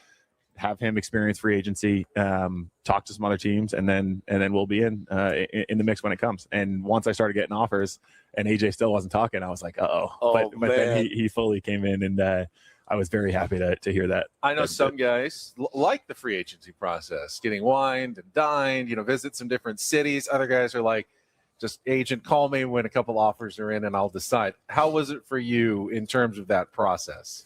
So it was good and bad. I want every piece of information that my agent got, I wanted to get. So I was getting 8 to 10 phone calls a day from my agent. And that wasn't just information that he got. It was even ideas of his own to like try to get somebody's number up higher. And so it was definitely stressful. I talked to my wife about it afterwards. I was definitely a little bit less communicative with her because I was sitting there on my phone the whole time. So I'd rather in next free agencies try to be a little bit more calm throughout it. I'm also a hardcore planner, routine guy, and when I'm sitting there with no team attached to my name yet, it was difficult. So I was trying to push it a little bit faster than it was. But I now know that for next free agencies, and everybody told me to enjoy it. Everybody said like, listen, and it was fun. Like I had Zoom calls with other teams talking and trying to say how good I was and what they could do to help me get better, which is all great things. But then I come away from it being like, okay, so they're not even offering though. Like, what are we doing? And then it would be a week, and we still haven't heard from that team. And so free agency is a very strange time, especially for a guy that really wants to be like planning and into it immediately. But ultimately, when I look back at it, I had the little the stresses of it, and I shouldn't have. You talking about it makes me stressed right now. I mean, like sick to my stomach right now thinking about going through that process. Our contract is up at the end of the year, by the way, here on Ben and Woods. So, yeah, I keep telling him, you have to You gotta get an agent to negotiate for us. Apparently, Can you imagine your agent calling you 8 times in one day? That is that's something that we could never wrap our heads around. Certainly, but no, Michael. So you're here, you're back. It's great, and we'll worry about that stuff down the road. Trying to win a world championship this year. For you this offseason, I watched you throw a bullpen yesterday. I was with Trevor Hoffman watching you pitch. That was a pretty cool moment for me. You looked great. I mean, but everything looks good to me. How did you feel? I mean, that was like, how does anyone touch this? But you looked fantastic. It felt good. Oh yeah, great. I got my next one tomorrow. I'm in game, and everything command velo stuff. It's all there. So just fine tuning it to be ready for start of the season. Yeah. Do you any talk about who's going to take the ball on opening day? I know it doesn't really matter, but fans always are kind of curious to see who's going to be out there the first day, probably against Tarek Skubal of the Tigers. Crazy. So that's cool. We have not talked about it. Yeah. It is nice to come into a rotation and not know. I think even last year, Dylan and I were talking about who was going to be.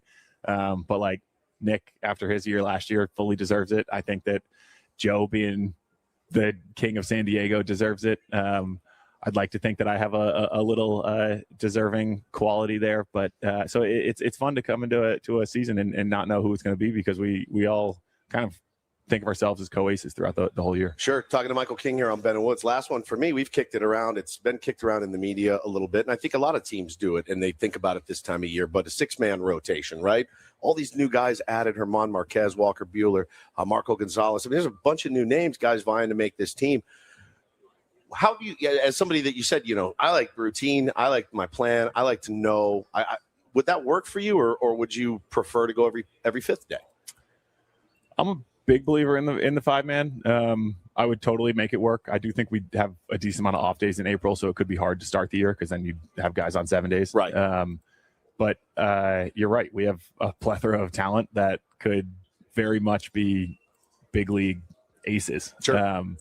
You look at a couple of years ago with both Ramon Marquez and Walker Buehler, and they were all-stars. So it's going to be a tough battle for AJ and Stammen to figure out. But it's the same thing. The competition that we have internally ultimately leads us to be a much better unit. So in terms of the 6-man, I have no idea what they're planning on doing, but I'll take the ball whenever they ask me to. Love it. Michael, really great to have you back. Always great. Your smiling face always brightens this place immensely every spring. Thank you for sitting down with us. Absolutely, yeah, of course. Michael King and all guests appearing on our SDCCU fan hotline. It's not Big Bank Banking.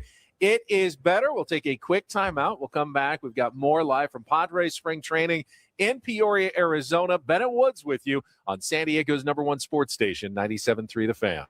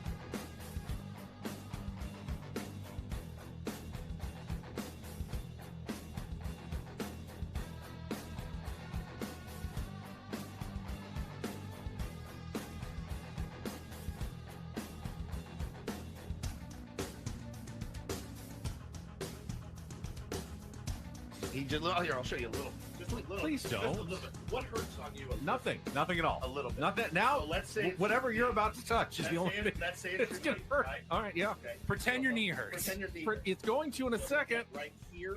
Oh, oh, that is not pleasant. Hey, player, this is all yours. This room with this view. This speakeasy with this cocktail. Hey, could you make that too? The spa with this. Ah. And this pool on this roof. This is all for you. The all-new Hamul Casino Resort, now open.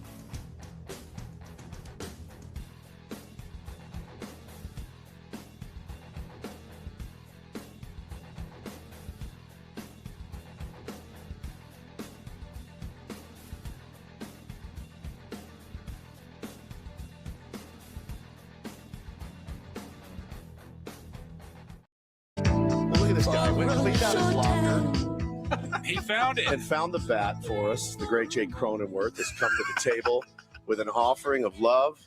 And That's a used bat. that is a That's gift. even better than a new one. Now, see, this sucks. I want to swing this in a game now. Don't do that. I know. I'm not going to. That's a gift. Fantasy camp? No, I can't. I can't. This is beautiful. Don't Thank smash you. really cool. Don't smash Thank it. you Let's so much, Croney. fix This is this. awesome, dude. Nice model. Look at that. This is awesome. Maple. So we'll just keep it at my house. It's like it's all of ours, dude. Yeah. Just like everything else.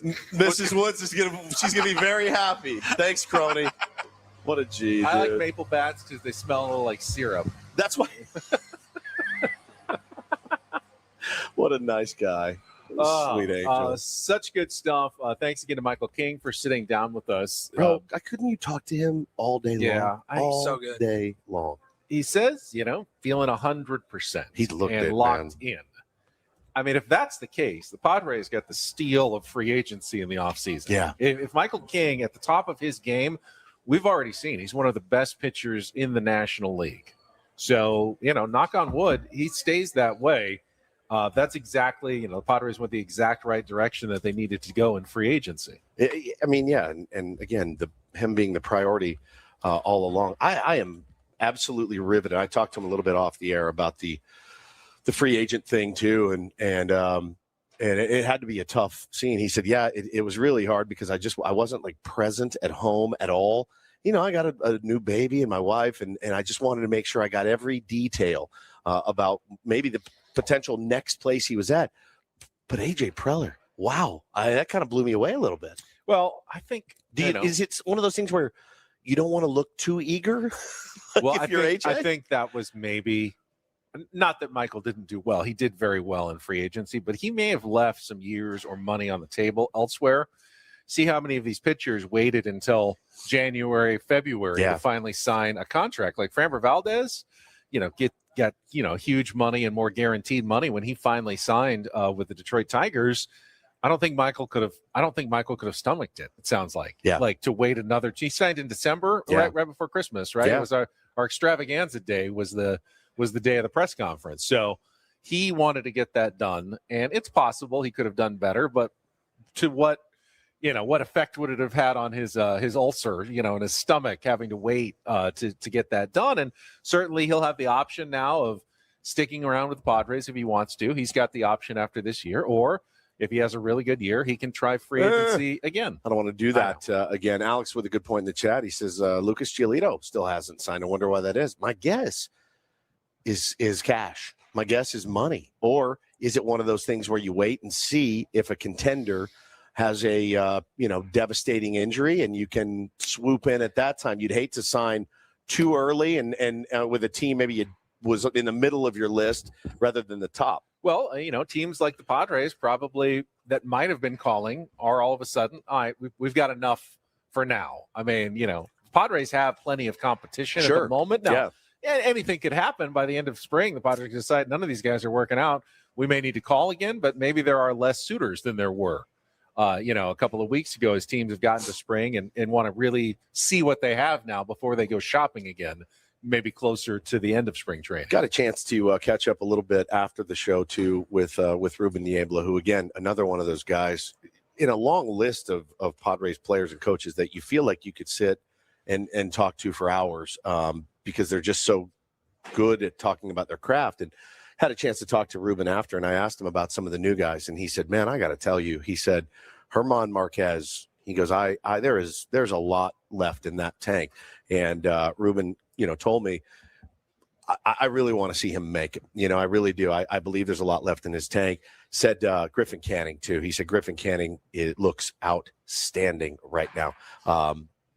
And he said Marco Gonzalez as well. He said, so again, there's all these names, and there's not enough spots to fill. And he said Walker Buehler as well was another name he mentioned. He goes, he's something, dude. He's really, really something. So he's got that competitive spirit in him. Certainly, he wants to make this team. There's just not enough slots for everyone. So it's going to be endlessly fascinating on how it works out. We mentioned the opening day assignment to Michael King. Didn't know if it would be Nick or Joe or himself. He feels like they'd all be worthy candidates, but the player they'll be going up against, Tarek Skubal, was in the news yesterday. We can give you an update on his WBC plans after a check in traffic here on 97.3 The Fan. From the 855 Get Ross Traffic Center. Injured? Demand justice. Demand Jurowitz. 855GetRoss.com. Here's Sue Allard. This report is brought to you by Caltrans. Caltrans reminds you that 3 lanes of southbound I-5 will be closed at Gilman Drive starting Friday night. Jam-packed on the 5 northbound at Harbor Drive with a collision. It's off to the right shoulder, but delays go all the way back to H Street. And then, if you're traveling on the 94 in Lemon Grove, westbound 2 left lanes are blocked with another accident at Lemon Grove Avenue. The Caltrans I-5 Asset Management Project continues this weekend with the closure of 3 lanes on southbound I-5 at Gilman Drive on February 27th and 28th from 7 p.m. to 11 a.m. Expect delays and use Interstate 805 to travel south.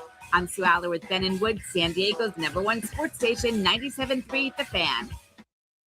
Broadcasting live from our remote Bill House studios. We know how at Padres spring training in Peoria, Arizona. In just a couple of days, several players will leave the Peoria Sports Complex. Some will stay here in the Phoenix area, join other teams like Team USA. Some will travel to other parts of the country or even other parts of the world to join their respective countries and get ready for the World Baseball Classic with games just, I think, about less than 2 weeks away now. From pool play competition. We found out, though, one of the key names for Team USA, one of their top pitchers, Tarek Skubal, is only going to pitch once, he said, in the WBC. He's not going to be available for multiple starts. He wants to get back to focusing on getting ready for the season with the Detroit Tigers, so probably just going to pitch one of those pool play games, and then assuming Team USA advances out of that to the next round, the semifinals and the finals, he's not going to pitch in those games, although he said he would like to be there with his teammates, even though he won't be on the field. I have absolutely no problem with this whatsoever. None whatsoever. I feel like this is a guy that's going into a free agent year, Ben, where he could potentially make $50 million a year. And I like that he is going to do both. He didn't have to pitch any at all for Team USA. And the fact that he's going to go out and take the ball in game 1, and then go back and join his team. And he said, he's like, it's the best of both worlds in that aspect. I'm grateful that they even took me in that capacity. So I don't have a problem with it at all. Like, he's doing what's best for country, and he's doing what's best for the Tigers, and he's doing what's best for Tarek Skubal. I'm not a big believer. My theory is if you can get Tarek Skubal for 3 innings, you take it every time. Sure, it's a decent compromise, but at the same time, if you get down to the finals, let's say Paul Skeens pitches the semifinal, right? And like your Team USA, you advance to the finals and you want to win. You're going to wish you had Tarek Skubal on the mound pitching for a WBC title, as opposed to, yes, they have other good pitchers, obviously, on Team USA, but I don't think any of them are Tarek Skubal. Well, no, they're not. You know, so you're going to have to do with a lesser arm, possibly pitching for the championship against what would probably going to be a very good Team Japan or Dominican Republic team, or however it shakes out in the pool play and then in the bracket. 100%. I do feel like he's just got too much at stake. I think there's just too much at stake for him to go out and chew up a bunch of innings right now. They all have a lot at stake. They do, I mean, except even for if Clayton you're not, Kershaw. If you're not entering free agency, you know, everyone's risking something by pitching. Yep. But, you know, he's going to be risking stuff pitching in a spring training game in Florida for the Detroit Tigers at the same time. Maybe less intensely, but, you know, it's still out there. Anything can happen. So I'm not mad at him. You know me. I find the WBC to be a nice amusement in March, but, you know, like the Olympic hockey tournament, I feel like means more than like even the WBC title. It's a fun tournament for me to watch. I don't think it truly determines which country is the best baseball playing country in the world, because you're not going to ever get all of your best players, all of your best pitchers going all out like we just saw for the Olympic hockey tournament, where you had guys truly like committed to playing through that tournament and determining the true champion. Sure. Yeah, absolutely. But I think the Olympics, you know, baseball's back in the Olympics, so we'll see what that looks like down the road. But I really don't have a problem, man, at all. You know, getting a chance to use him even sparingly is I think you have to take that chance. Your other alternative is not. Well, yeah, of course. If you're a manager, once is better than none. Bro, I can't tell you how many tournaments I've played with guys that have come in for one day to pitch. They weren't there at the end. They weren't there the whole time. Like, great, we needed the innings, we needed the arms. That's 4 or 5 innings that nobody else has to pitch. So real quick, the players are getting a little bit busy, but we will be talking to, for the very first time up next, former Padre Will Myers is going to join the show. Finally. How about that? First time time on next Meadow hour. Woods. Coming up next on San Diego's #1 sports station, 97.3 The Fan.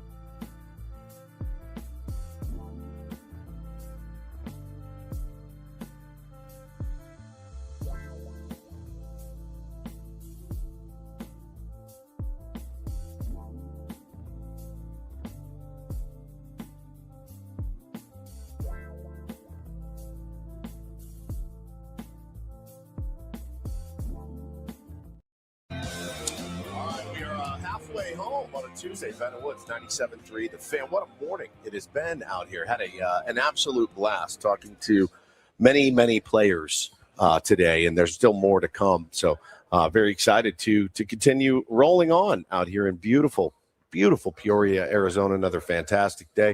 I'm Woodsy. That's Paul Reindl, executive producer, and Ben Higgins, the chairman, friendly neighborhood sports anchor as well. Will Myers scheduled to drop by in just a couple of minutes. I just want to say something quickly. We have had some good meals out here. We had the delicious Italian dinner our first night. Yeah. We had our good brunch lunch at Chompy's, our favorite deli out here yesterday. Yeah. Had dinner with Katie Wu last night down in Glendale. Yep. Not a bad spot. Are we really going to Red Lobster today? Yes. We really are going. Yeah, for lunch. Forgot about it. I did forget, but we spun the toxic wheel, and sometimes bits go bad. Sometimes bits go bad. Because we're having dinner with Jesse Agler. And Yeah. we're not subjecting into this. No. We're going to lunch after the show. Yeah. Little Red Lobster lunch. Red Lobster. A light lobster lunch for the kid over here. I will take Can't one wait. of your signature red Lobsters? please. Just one. Thank you. Just That'll one. do. Just one. No more, no less. Just one red lobster, please. Yeah, I'm looking forward to it. Yeah, the wheel gets what it demands, says Purple. That's exactly right. And hey, you never know. Listen, go in there with an open mind. All right. You say the biscuits are good. Oh, the All right. cheddar biscuits are spectacular. All right. And yeah, Never been. Never once been in my I don't life. think I have either. yeah, we will be wearing the meta glasses in there. You can rest Okay. assured. Have been. Do they do the bibs like lobster, like Ooh. plastic bibs, like some I've lobster restaurants I've seen? Can you serve lobster without the bib? I've been there. I haven't Are been we gonna there. wear in- bibs? I legit haven't been there, Benjamin, in probably 28 years, 29 years. But All right. the Cheddar Bay biscuits are delicious. And again, seafood in the middle of the desert, fantastic, says the beef. But yeah, I mean, this is Red Lobster, so it's good across the board. You Right. can get it in Omaha, Nebraska, and you can get it in San Diego, California. The It tastes idea the of a same. chain restaurant is that no That matter it's- no matter where you go. are, it should taste exactly the same. Crazy Charisma says, why don't you go to Twin Peaks? Now, why didn't you put that on your list? What's Twin Peaks?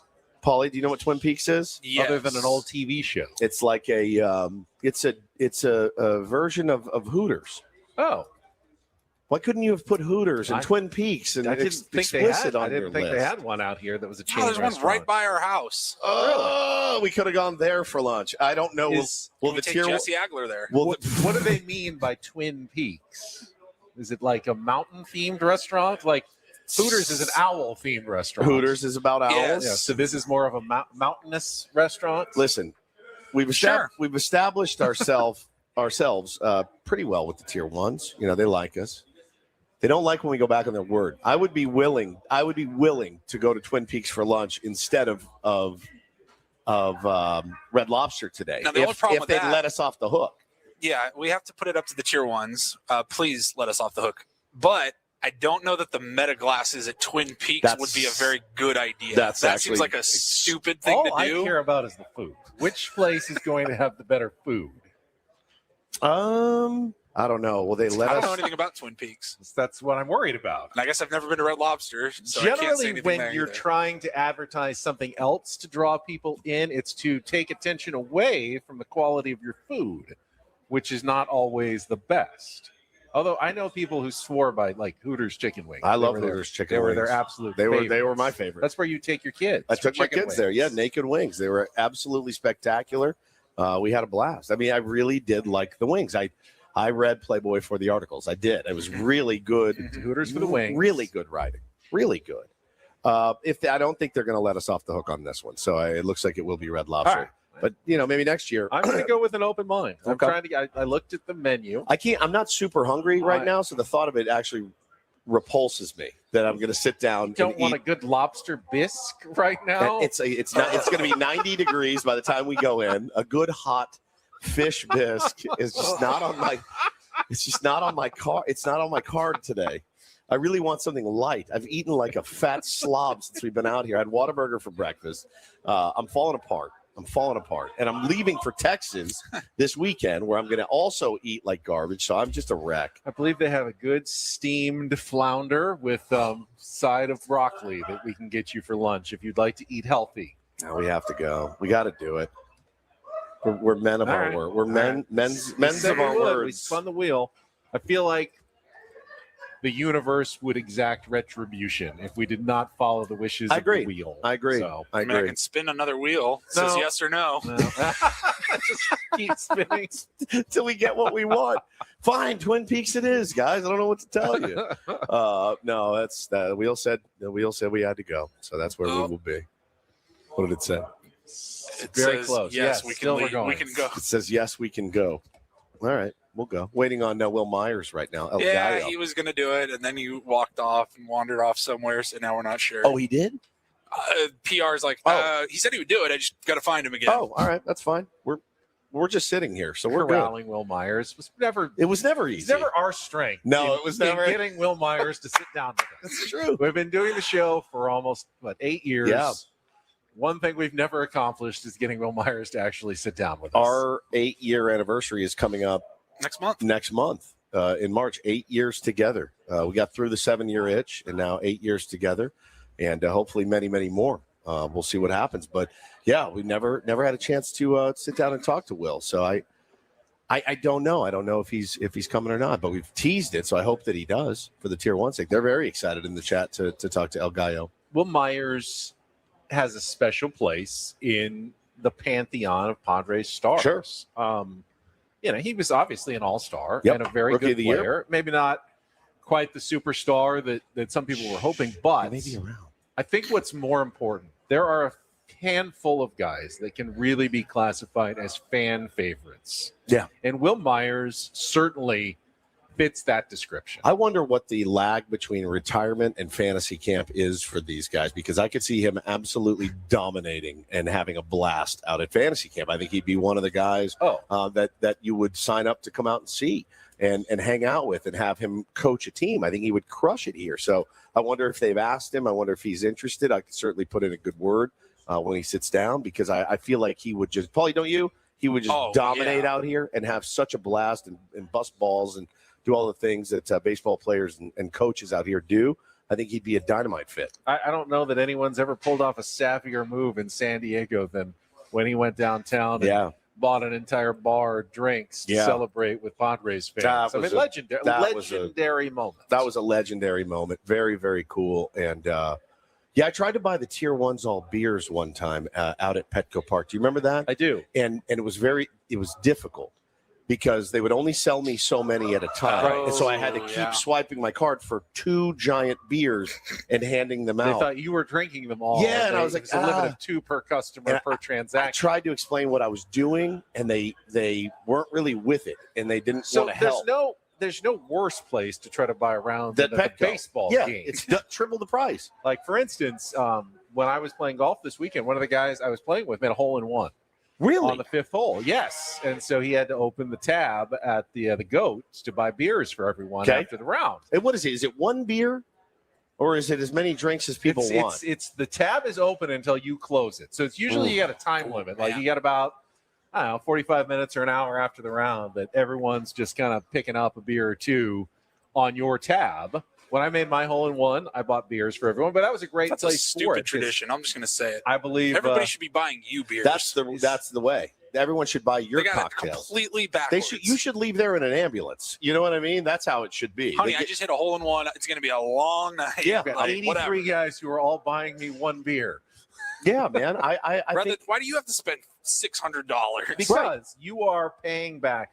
A hole-in-one is, yes, you hit a good shot, but it really is the ultimate in good fortune. Even a pro will tell you, I can hit a great shot. There's almost no chance it's actually going to go in the hole. So when it does, the universe has rewarded you, and you are doing something karmically good-natured to pay back the universe for your good fortune by buying your fellow golfers beers What about after the funding round. golf courses with greens fees for 20 years? Yeah, to get there. To get exactly. to that point. Now, for you, I know that had to sting.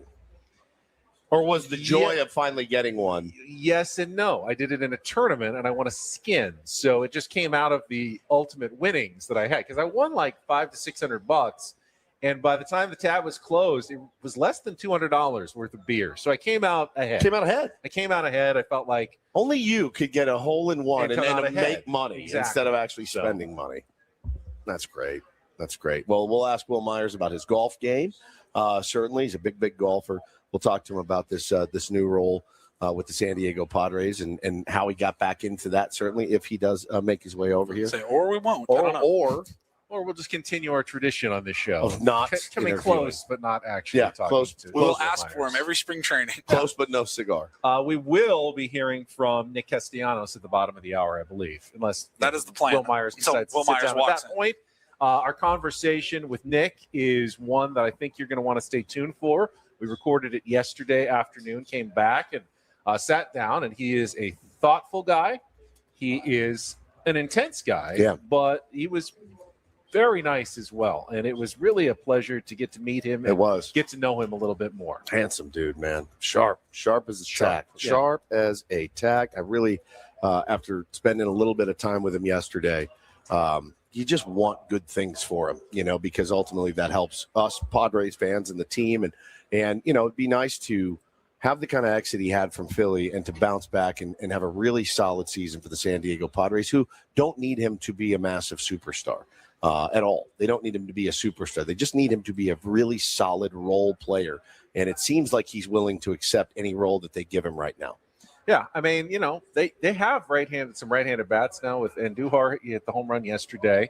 Obviously, they signed Ty France. They've got Nick Castellanos, and we talked to Ramon Laureano, who, when healthy, is absolutely that guy who can be a powerful right-handed bat for the San Diego Padres. So you're right. Nick Castellanos doesn't have to shoulder the entire load himself. Not that he did in Philly. He wasn't either. He was a number 6 type hitter in that lineup that would occasionally provide you some good pop, and would hit 250 to 280, and that's a great number 6 hitter in your lineup. Well, and again, I go back to and I know all the detractors and naysayers, and I can't say that you're wrong, right now at all, but the chance to get a guy on a league minimum deal with a chip on his shoulder that has something to prove in a new organization across the country with a different team, and have a defined role, man, for me, it's just not a lot of risk. I don't feel like he's ripping ABs away from anybody else at this point. And I think there is a way to get Andujar and Nick Castellanos in the lineup every day. And so, I'm excited to see how it shakes out. I hope it works well because, again, really nice guy, really thoughtful dude, and very good interview, I thought. Yeah, I see Gavin Sheets playing almost every day against right-handers. Sure. So he's getting plenty of at-bats, even if you give him some days off when lefties are there. I know they needed him to play against lefties some last season. Right now, I don't necessarily see them needing Gavin Sheets to get a lot of at-bats against left-handers, because if Nick Castellanos can play first base, you can have him at first. You can have Andujar as your designated hitter on those days, and you can save Gavin Sheets to come off the bench to face a righty in a big situation. Bench hit for one of those guys and not really give up anything offensively or defensively. It really just adds to your depth to have all 3 of those guys kind of rotating around first base, DH at the same time. And, the other thing I point to with Nick Castellanos that gets me a little bit excited is his high leverage numbers are outstanding. They're outstanding late in games, big situations. He's come through, and he came through for the Phillies a lot. And that's something that we've lacked here, to be honest with you. We've lacked a little bit of that. So be cool to have a guy that can do it in the biggest moments. The real competition will be on days against righties. If Gavin Sheets is starting at first, who's going to get those DH at bats? Sure. Will it be, Castellanos against a righty? Will it be Andujar against a righty? Will it be Sunwon Song, the left-hander against the righties? Or will it be more of a day for Manny or Tatis or Xander to get off their feet? Song goes into the lineup in the infield and those guys. Right now, I'm kind of thinking that that's sort of the direction the Padres are looking at a lot of the time. But they have flexibility and they have some options with their DH this season. Yeah, no question about it. So we'll play you our interview with Nick Castellanos. Hope you enjoy it. But we will continue to wait maybe for El Gallo right now. Well, let's take a little time out. Either way, we talk to Will Myers. We might chat with Sam Levitt. We're not going to play Take on Woods. It doesn't work really on remote very well. So we'll just give away the opportunity for the Guns N' Roses tickets. It's a weekly grand prize. We qualified someone yesterday. If you'd like to qualify today, no question. We'll just take the third caller back at the studio, 833-288-0973. You will qualify for this week's grand prize, a pair of tickets to Guns N' Roses at Snapdragon Stadium on September the 2nd. Tickets are on sale now at Ticketmaster.com. But again, call now, 833-288-0973. We will come back after traffic with more. Bennett Woods, live from Padres spring training in Peoria, Arizona, on San Diego's #1 sports station, 97.3.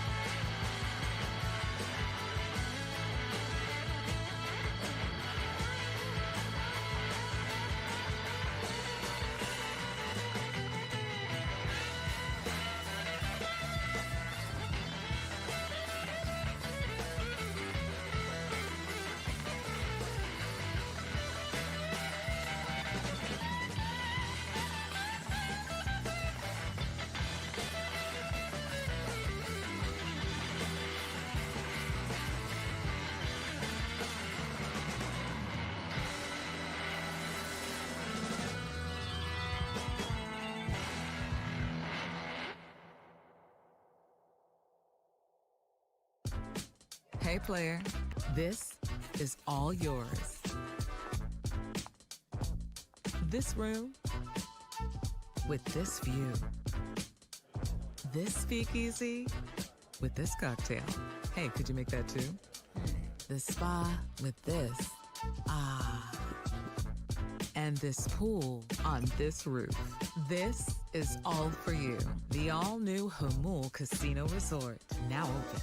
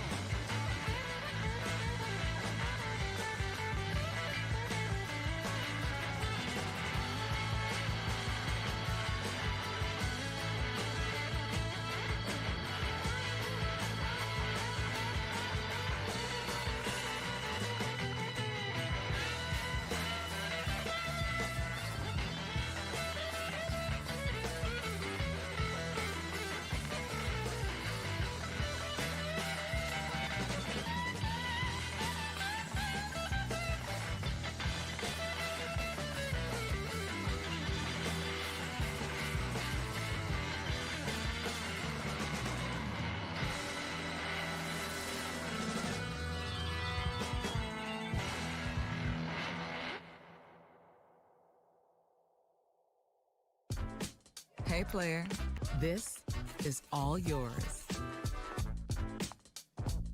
This room with this view. This speakeasy with this cocktail. Hey, could you make that too? The spa with this. Ah. And this pool. It's our third hour of Ben and Woods, live from Padres spring training. Day number 2. We got one more day tomorrow before we head back to San Diego. We will leave our good friend Sammy Levitt behind, though, to cover things on a daily basis, as he is doing such a great job. Brought to you by David P. Shapiro, Criminal Defense Attorneys. Sammy Levitt is here with us right now. You are not Will Myers, though. No. Sorry to disappoint. It's all right.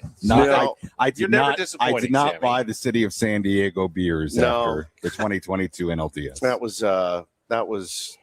Yeah, I mean, this is, we've gotten used to this over the years. So what exactly happened? You set it up, and now he's off doing his own Darren thing. with the Padres said, "No, he's going to come by sometime at 8 o'clock," and said he's ready to go. And then he just kind of wandered off. They He couldn't find literally him again. at like 7:53 or whatever, he was like, "Hey, Will said he's good in like 5 or 6 minutes." Yeah. Like, yeah, top of the hour. We teased Sounds him. great. Teased it. Said, "Hey, for the first time ever, we only asked for him every." Yeah. He may have had Never some had. emergency special assignment instructing to do with his new Well, role with the Padres this is good. minor He's leaguers. keeping up Yeah. the bit. Yes, The bit. I mean, he's keeping up the he's bit. committed to the bit. He's actually a perfect guest for Ben and Woods because Yes. he's never been on. So and really commits to it.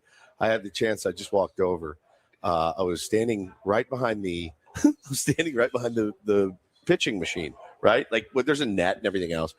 And they're setting the machine to the right height for whatever drill they're about to do. And son of a bitch, if a ball didn't shoot through the net at about 97 miles an hour low and almost took my shins out. I had to jump over it. It went all the way to the wall. Then I had to pick it up. They're like, sorry. I'm like, I'm good. It almost got me. Woods takes 97 to the shins would be the best social media video 100%. ever. 100%. with the meta glasses on. Yes. Well, that's kind of classic Woods fashion because I have not seen that happen once. Yeah. And I'm standing right there and I was like, oh my God. And Yeah. it shot through the bottom as they were trying to gauge, the height. You see over there, you see the lacrosse sticks? Yeah. That's a drill I've seen them doing in there. Bunting. Yeah. Yeah. Well, I don't know if it's not even bunting. I saw Croney and I think other guys too, hitting with it almost. Foam balls. Yeah. Yeah. But maybe it's to get their hands in. The lag yeah. of the bat. I know Yeah. they use it for bunting drills a lot. Catching the ball with the bat or Yes. the lacrosse stick is really it's an excellent bunting drill.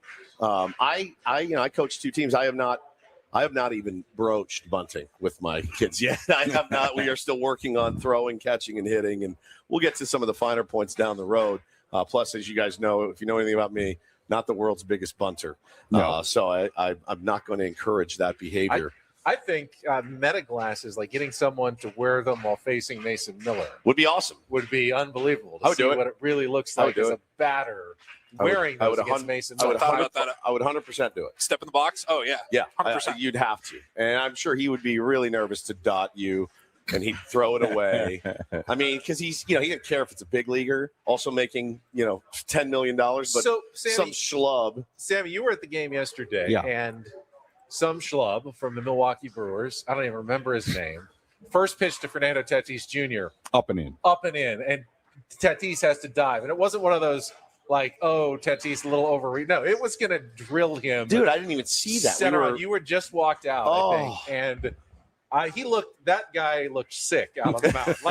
He shrugged his shoulders and was you could see on his face, that was the last thing he wanted to do. Oh my, what did I almost just do? That is not what I'm trying to do here in spring training to make this team. Man, I also walked over after I almost wore that one to the shin, and I watched some catching drills, and it doesn't look fun. They had the machine set up maybe 50 feet away, spiked down, and they fake the throw. They drop the ball in the machine, and the catcher they just wear it, and it just skips off the turf, and they're blocking balls, and I just go, How do these guys do this at the highest level? Over and over and over. It never ceases to amaze me. If I remember correctly, Sammy, after he nearly hit Tatis, he followed with a pitch clock violation.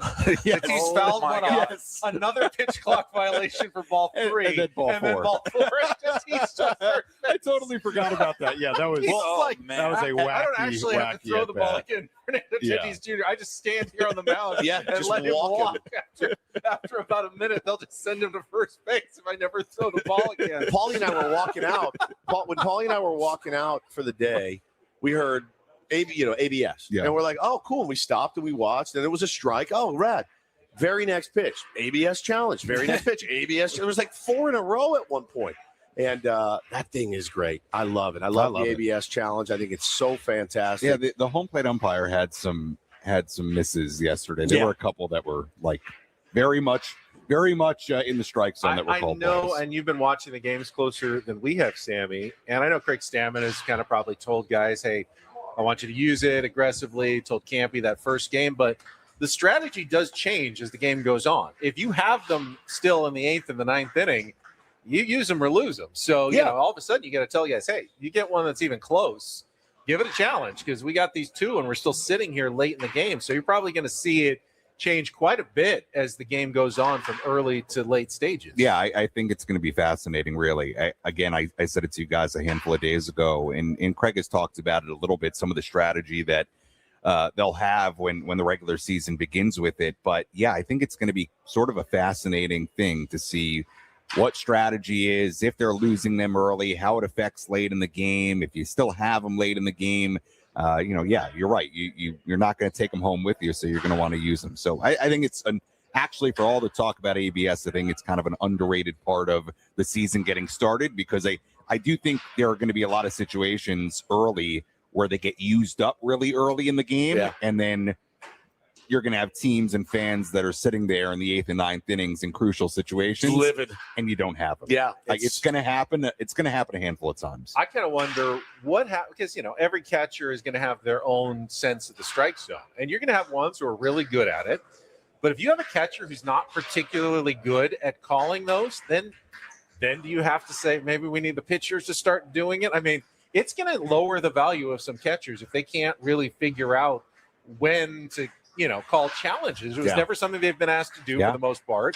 And now all of a sudden it's going to be a big responsibility. Like, you have to decide throughout the course of the game if we're going to call, challenge these pitches. We got breaking news here on Venom Woods. I see Will Myers. I can see him. I see him right there. He is. Oh, yeah, he's right there. 60 feet away. He's talking to the skipper. Craig Stammen. Should I go interrupt them and be like, hey, bro, can you come do this radio interview? I would say no. Okay. I don't want to be a bigger Give me the meta nuisance. glasses. I'll go interrupt them. Oh, that's good content. That's good content. Well, we'll see. Well, to be honest, I think Craig Stammen would be fine with that. He'd probably get a kick out of He it. probably would.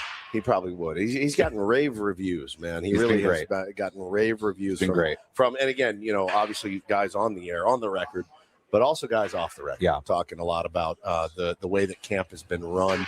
And they are, I will dare say, really enjoying themselves out here. It has been the common thread from all the players after the interview is over talking about it. How do we quantify that, though? Because we've had so many new managers in our time covering this team, where it seems like every other year we come out here and it's a new manager. So we've been out here before and we hear the same thing. Oh, yeah, great vibes. Oh, yeah, I love how the changes that were made this year. You know how you quantify it? At the end of the year with how many wins you got. Not necessarily, though, because, it's not necessarily about the enjoyment of the players and how much they like being here and working for a guy. That doesn't always translate to wins. When I say enjoyment, not like, oh, it's great, we can come out here and, slack off. It's like, no, dude, the intentional is a word you hear a lot.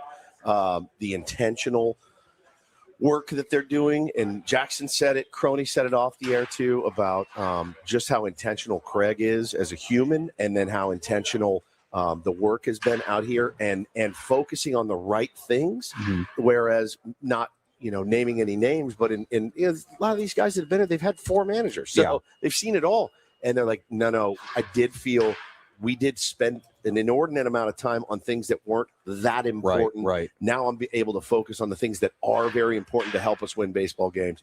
Every manager's different. They all have their idea of what works. Well, I heard Joe talk about it, not on our station, but on a podcast he did, and I thought it was interesting. He talked about the big drills and like when they're all out there doing infield, outfield, and working on bunt plays and stuff. He's like, you could be standing around for 45 minutes and do one rep of the drill. One rep, yeah. Right? Which doesn't sound all that fun. So, no, Craig's been great. I mean, from a talking to the media perspective and just who he is, it feels like he was very much made for this job. And I think one thing that's been interesting kind of talking to him after games, especially from the pitching standpoint, like I'll give you a good example.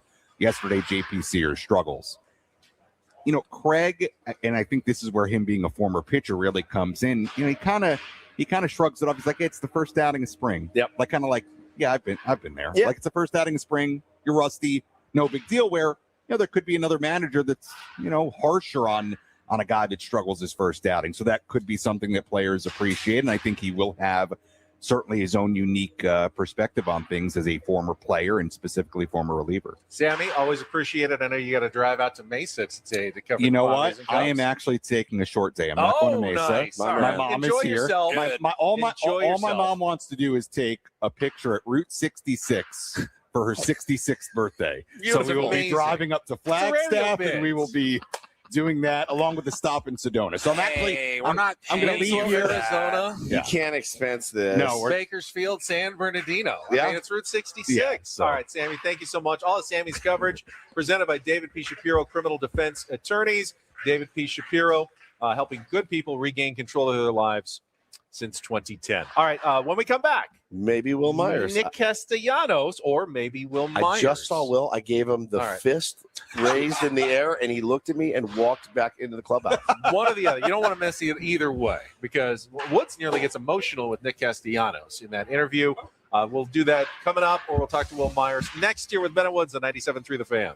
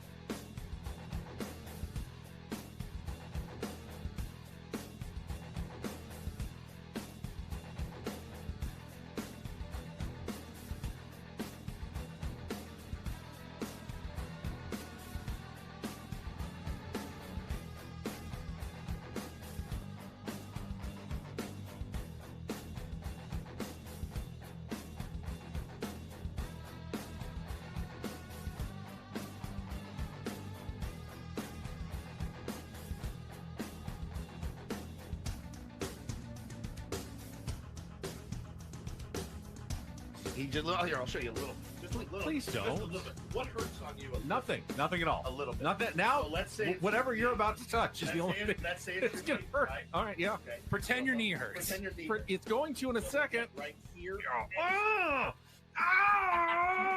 That is not pleasant. Hey, player, this is all yours. This room with this view. This speakeasy with this cocktail. Hey, could you make that too? This spa with this. Ah. And this pool on this roof. This is all for you. The all-new Hamul Casino Resort, now open.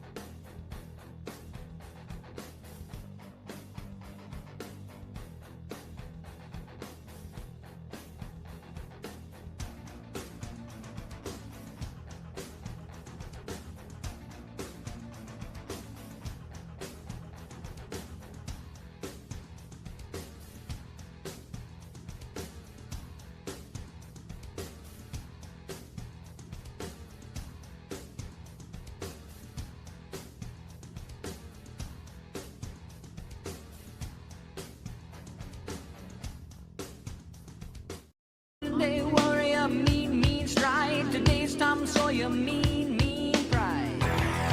Rolling along on a Tuesday morning here at the Peoria Sports Complex on the back patio.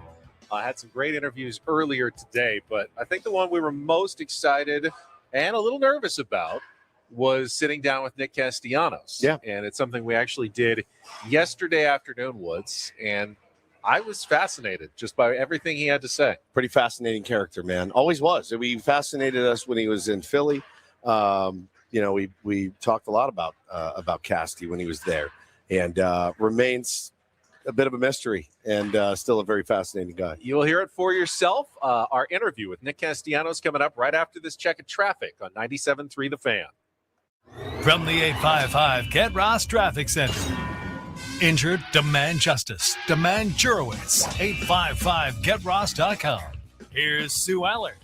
This traffic report is brought to you by Hamul Casino. What a mess on the 5. You got a motorcycle crash at 8th Street. The left lane is blocked. And then after that, still clearing an accident at Harbor Drive. And you also have a collision northbound on the 805. It's on the shoulder now, right at the 54.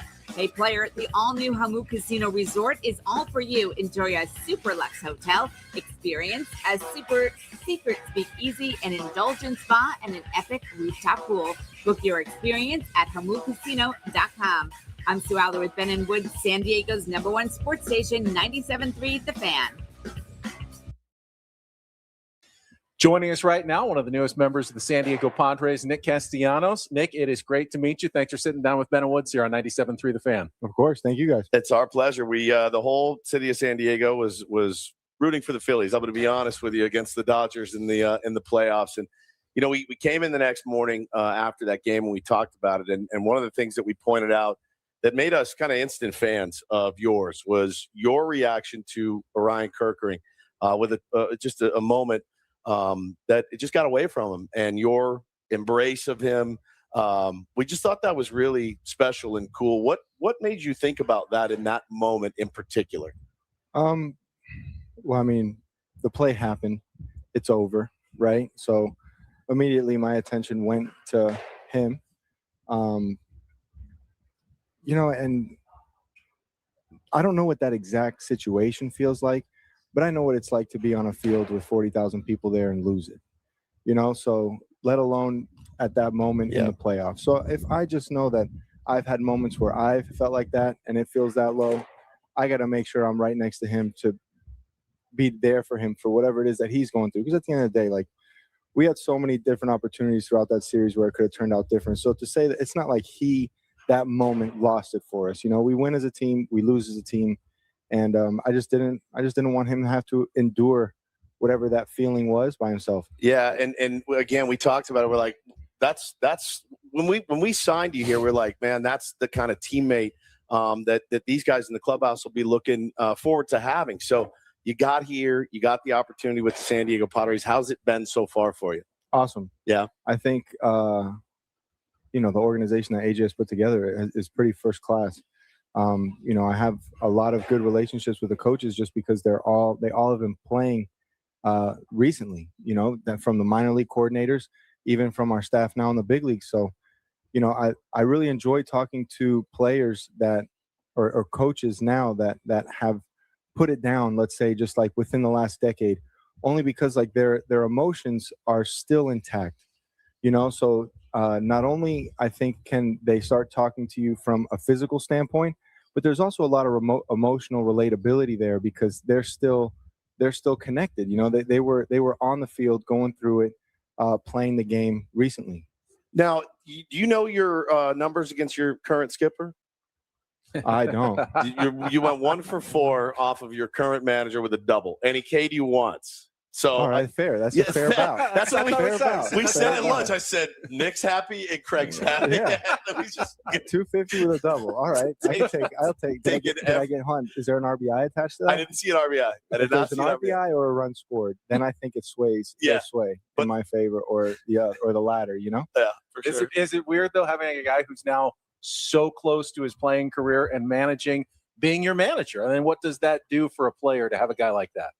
Well, Brad Osmus wasn't that far removed when I had him in Detroit, and I always really enjoyed my conversations with Brad. Obviously, it was a little different. I was 21 years old when he was my manager, but still, I just think, like I said, there's a lot of emotional relatability because he just put it down, right? So, like, like he's gonna know what a pitcher feels like Tristan McKenzie yesterday, right? Everything is there, just quite not trusting himself. If Craig goes up and talks to him, he's gonna not only talk to him, he doesn't have to talk about physical, right? It's not a coaching moment, it's a friend moment, right? And I think that when your emotions are intact of what the game dictates, it's easier to be that person. And you see it too, because you see guys that are out of the big leagues for a long time, and whether they're active in the media or social media, they haven't played in 15 years. Man, their opinions are tough. Sometimes you're like, do you even like baseball anymore? You know? Well, I do know that a lot of the older souls that have been out of it, they sometimes get a little ticked off with the direction that it's been going, how everything is so like analytical and numbers driven now. Sure. So that does put a sour taste in certain guys' mouth. I think there's a happy medium. I think analytics definitely can make the game better. I think if you live and die on the hill with numbers and numbers alone, you're going to miss out on a lot of human aspect that comes alive when the lights are the brightest. Yeah, no question about it. And you know, there has to be that happy medium. You as a player now, and you, like you said, you've been in the league a long time, came up at maybe a little bit different era, but you see it every year. We talked to Steven Souza earlier about cutting through the noise, right, of analytics and I got to measure my swing and my exit velo. But then at the end of the day in the game, you just got to break it down, hit the ball hard when you can, punish mistakes. For you, how do you differentiate? Do you get bogged down in some of the numbers? I do. You know, the smarter that Nick tries to get, the worse hitter Nick becomes. You know, the thing that has gotten me, you know, my career in the big leagues is at the end of the day, I'm a kid that believes in himself, who knows he can hit, who remembers to take a deep breath when he steps in the box and look for the inside part of the baseball. Yeah. You know, it's every trick, bell, and whistle at the end of the day when the game starts, that has pretty much been like the foundation of my success. Talking to Nick Castellanos here on Ben and Woods on 97.3 The Fan. Don't know if you watch many baseball movies. One scene we like in the movie Moneyball is when Billy Bean's trying to convince Scott Hatterberg to move over to first base. Goes and tells him it's easy. He says, tell him, Wash, because it's incredibly hard. How's the transition been moving over just in the first few days, trying to play a little first base? You certainly looked like a natural on that first game on Friday, making a couple of nice plays, even that throw to hit the pitcher running to first base. I think I can do it. You know, talking with AJ before I signed, it's something that I believe I can do. Now, that being said, I am not saying that it's not going to take a lot of work and there's not going to be some growing pains that come with it. But I'm definitely somebody who's not afraid to work. You know, I had to learn how to play the outfield in the big leagues. True. You know, amateur, I was a shortstop. I got drafted. Detroit put me kind of all over the place because my bat was ahead of my glove. So, you know, A-ball, I was at third. Double-A, I was in right. Triple-A, I was in left. Big league debut in left. And then my rookie year, I'm back at third base. You know, so, I have like 500 games or so on the dirt. And then at that point in time, the way the Tigers roster was set up, we traded for a kid named Jamie Candelario, who at the time, you know, our front office really believed that this switch hitter could have an incredible career, and they thought that I was athletic enough to be able to play right field. So 7 years have gone by. I've been playing right field, and now, honestly, like Craig just said, like, hey, you ready to go back into the outfield? I'll do whatever you need. You know, I'll play first. I'll play left. Tatis needs a blow. I'll play right. I'll DH. Whatever. Yeah, I love to hear it. I mean, that's kind of what everybody looks for. And this city is so starved for a championship, you know, and if you didn't know it already, when you get there, you know, and it's Tuesday night and there's 42,000 people screaming on a Tuesday night against the Marlins, you know it. They're just starved for it. They've never had it. They want it. You know, I know you believe you're that caliber player. I know that we believe that you're that caliber player too. But off the field a little bit, man, I think everybody was captivated by. Now you're the father of 3 children, right? 3 boys. 3 boys. And I got 2 myself. Congrats. Thank you. Yeah, boys or kids? 2 boys. 2 Nice. boys. Are we done? No, we're working on a third. A girl working on a third. Hey, work hard, my brother. I'm trying. I'm trying to get out of here in a couple of days. We're gonna get back. It's not happening here. It's not happening here. That's exactly right. No, but your relationship with your oldest son Liam is captivated the world, and I know for you, it's important that he sees you take this new opportunity and embrace it and things like that. Can you just talk a little bit about your relationship with your kids? Well, you know, I just want to be the best dad I can be. I don't know if I'm a good dad or a bad dad, but I know that I like when he's next to me. Yep. You know, and, you know, I didn't go to school. My trade is baseball, you know, so I like when he's with me so that he can see the behind the scenes work it takes to be great in whatever it is. You just don't roll out of bed and be great, you know? And I want him to see the frustrations, to see the work ethics, to see the good, to see the bad, to see the arguments, to see the whole process that goes into art, pretty much. You know what I mean? Yeah, no doubt. So that's why, you know, like, I'm also not with his mom, so I don't have him full time. Yeah. So when I do have him, it's like I really want to make the most of that. You clearly have a passion for baseball, a passion for trying to play it the right way. You have addressed the exit in Philadelphia before, but how much does that play into it? I mean, just having that kind of spill out at times, just, you know, wanting to be your best, wanting your team to be the best, and wanting to win. You're talking about my emotions? Yeah. Well, just, I mean, and your passion, really. I think passion's the word for it. Sure. I think the biggest lesson I learned in Philly is that when I see something, I need to speak up.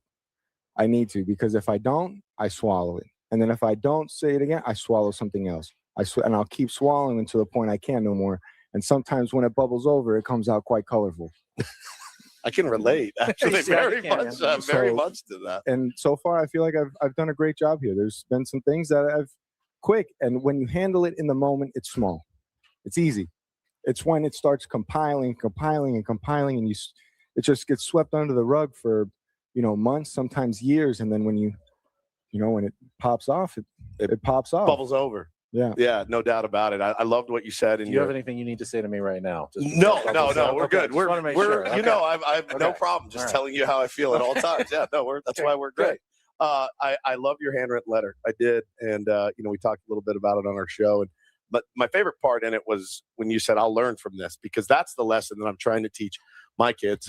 Is if we do feel that we made a mistake, or we do need to own it. And I just thought that was so impressive when you said, I'll learn from this. This was an opportunity, and I'm going to learn from it in the next one. What have you learned about yourself so far just in the short time that you've been here? Honestly, nothing really. I feel, I don't want to say like I know myself perfectly inside and out, but I definitely know my habits, and I think it's just like I say, for me, the big thing is to just, I need to speak, here's what I'm feeling. That doesn't mean that you need to agree. That doesn't mean that I'm even looking for a response, but I got it out. Yep. There it is. It's out, like now the group can address it. The person that I said it can address it wherever, handshake, have a good day, all the best. There's no intent behind it, whatever. It's just there, Communication. Communication, Yeah. sure. And if I do that and I continue and I'm honest with how I feel and I share the things that I need to be felt, I feel like I can stay focused and walk my line. Last thing for me, Nick, we've gotten to know Manny Machado over the last 7 years as he's been here. A little bit more every year. He comes on with us every spring training. He is just impossibly cool and passionate and about baseball. The coolest, especially But when you- he's going for a backhand. You knew him. You knew him a lot longer before that when he was a Yeah. kid. What was Manny Machado like growing up as a kid in Miami? I mean, I can't say that, I never went to his house as kids, but I was sharing a baseball field with Manny from about the age of 9 years old. And from across the diamond, you did see a kid that those same relaxed mannerisms, that's been there from the jump, and he wasn't a kid that stood out on the baseball field. I think that when we were both kids, I was further along and I guess the talent or, success at a young age. He was than more under the radar. He was more under the radar. But man, I think it was right around 16 years old. I don't know if he grew and then he started to get coordination in his body, and then you mix those same two things with the never having to try hard. He just really got really good really fast. And it was very consistent and it was very repeatable, and he's been in the big leagues now for 14 years. Yep. So and now you guys are teammates. And yeah, funny how all this works out. It's incredible, man. We're so glad to have you, man. We wish you a monster season. We need it. We need a monster season from you. We need a monster season from everybody. No doubt. That's the only way you win. That's the only way you win. Is it all just clicks together. So thanks for jumping on with us. We really appreciate it. Very insightful stuff from Nick Castellanos. Thank you. Appreciate it.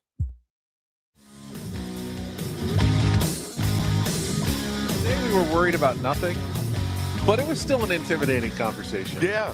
But he was great. He was awesome. Seems like the tier ones enjoy out. We'll come back. We just got some breaking news from the manager, Craig Stammen, about one of his potential starting pitchers. We'll let you know about that and have a biggest fan announcement all coming up next. Final hour of Ben and Woods from Peoria on San Diego's #1 sports station, 97.3 The Fan.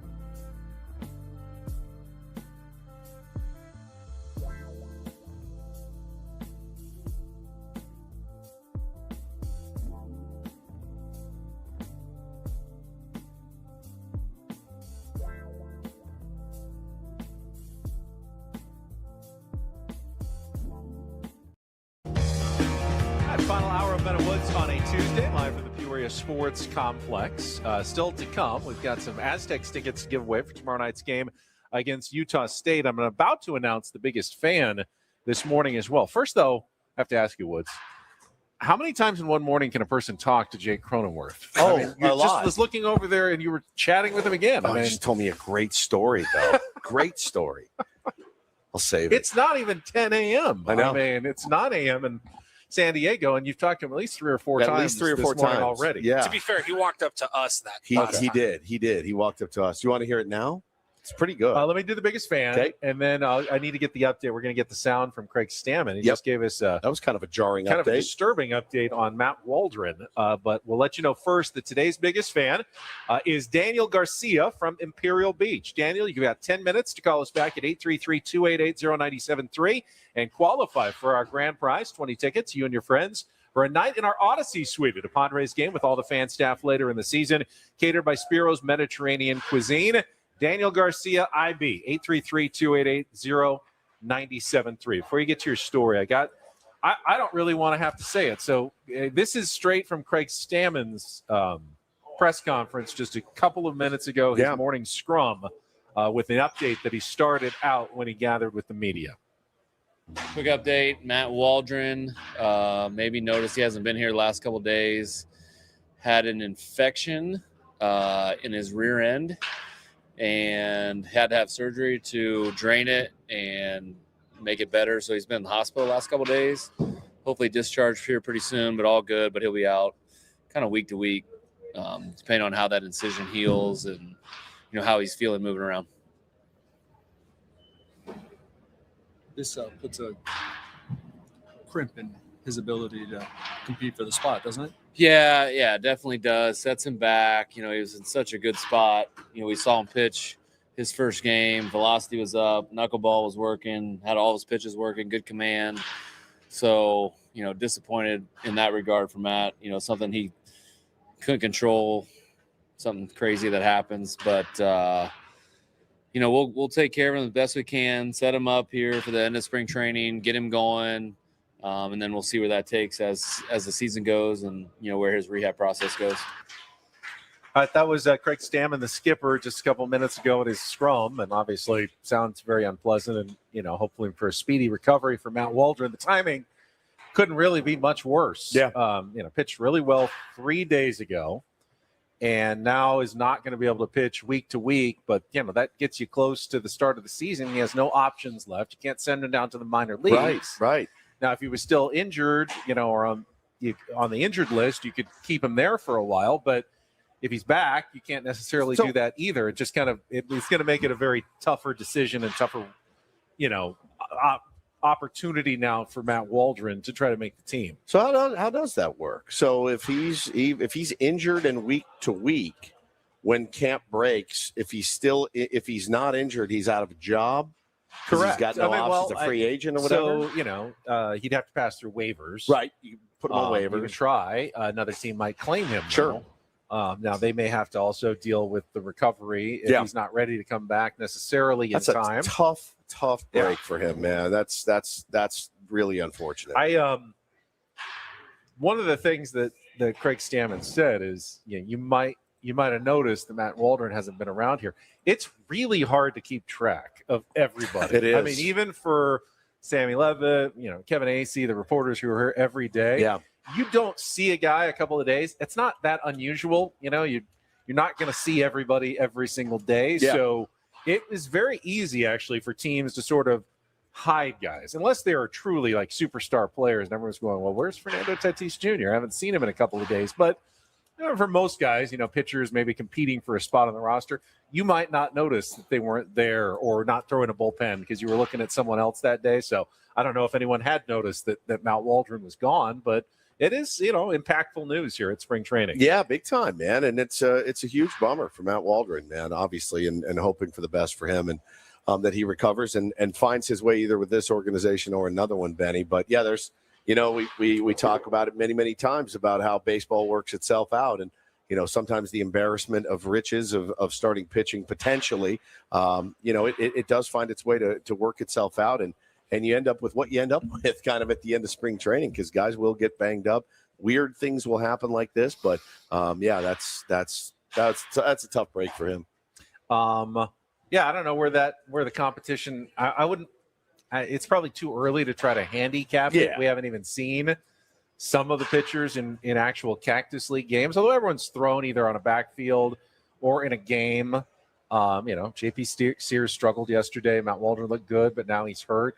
Walker Buehler, we've heard lots of good things. Heard great things from what he's done on the backfields. As you mentioned, German Marquez getting glowing reports, and Ruben Niebla very excited about him. Griffin Marco Canning. Gonzalez haven't seen much. Griffin Canning looking great. He's certainly going to be part of the equation. Will he be ready for the start of the season as he recovers from the Achilles? Was it? I think that from last season, whether he can do the fielding and everything else. But pitching wise, he looks great.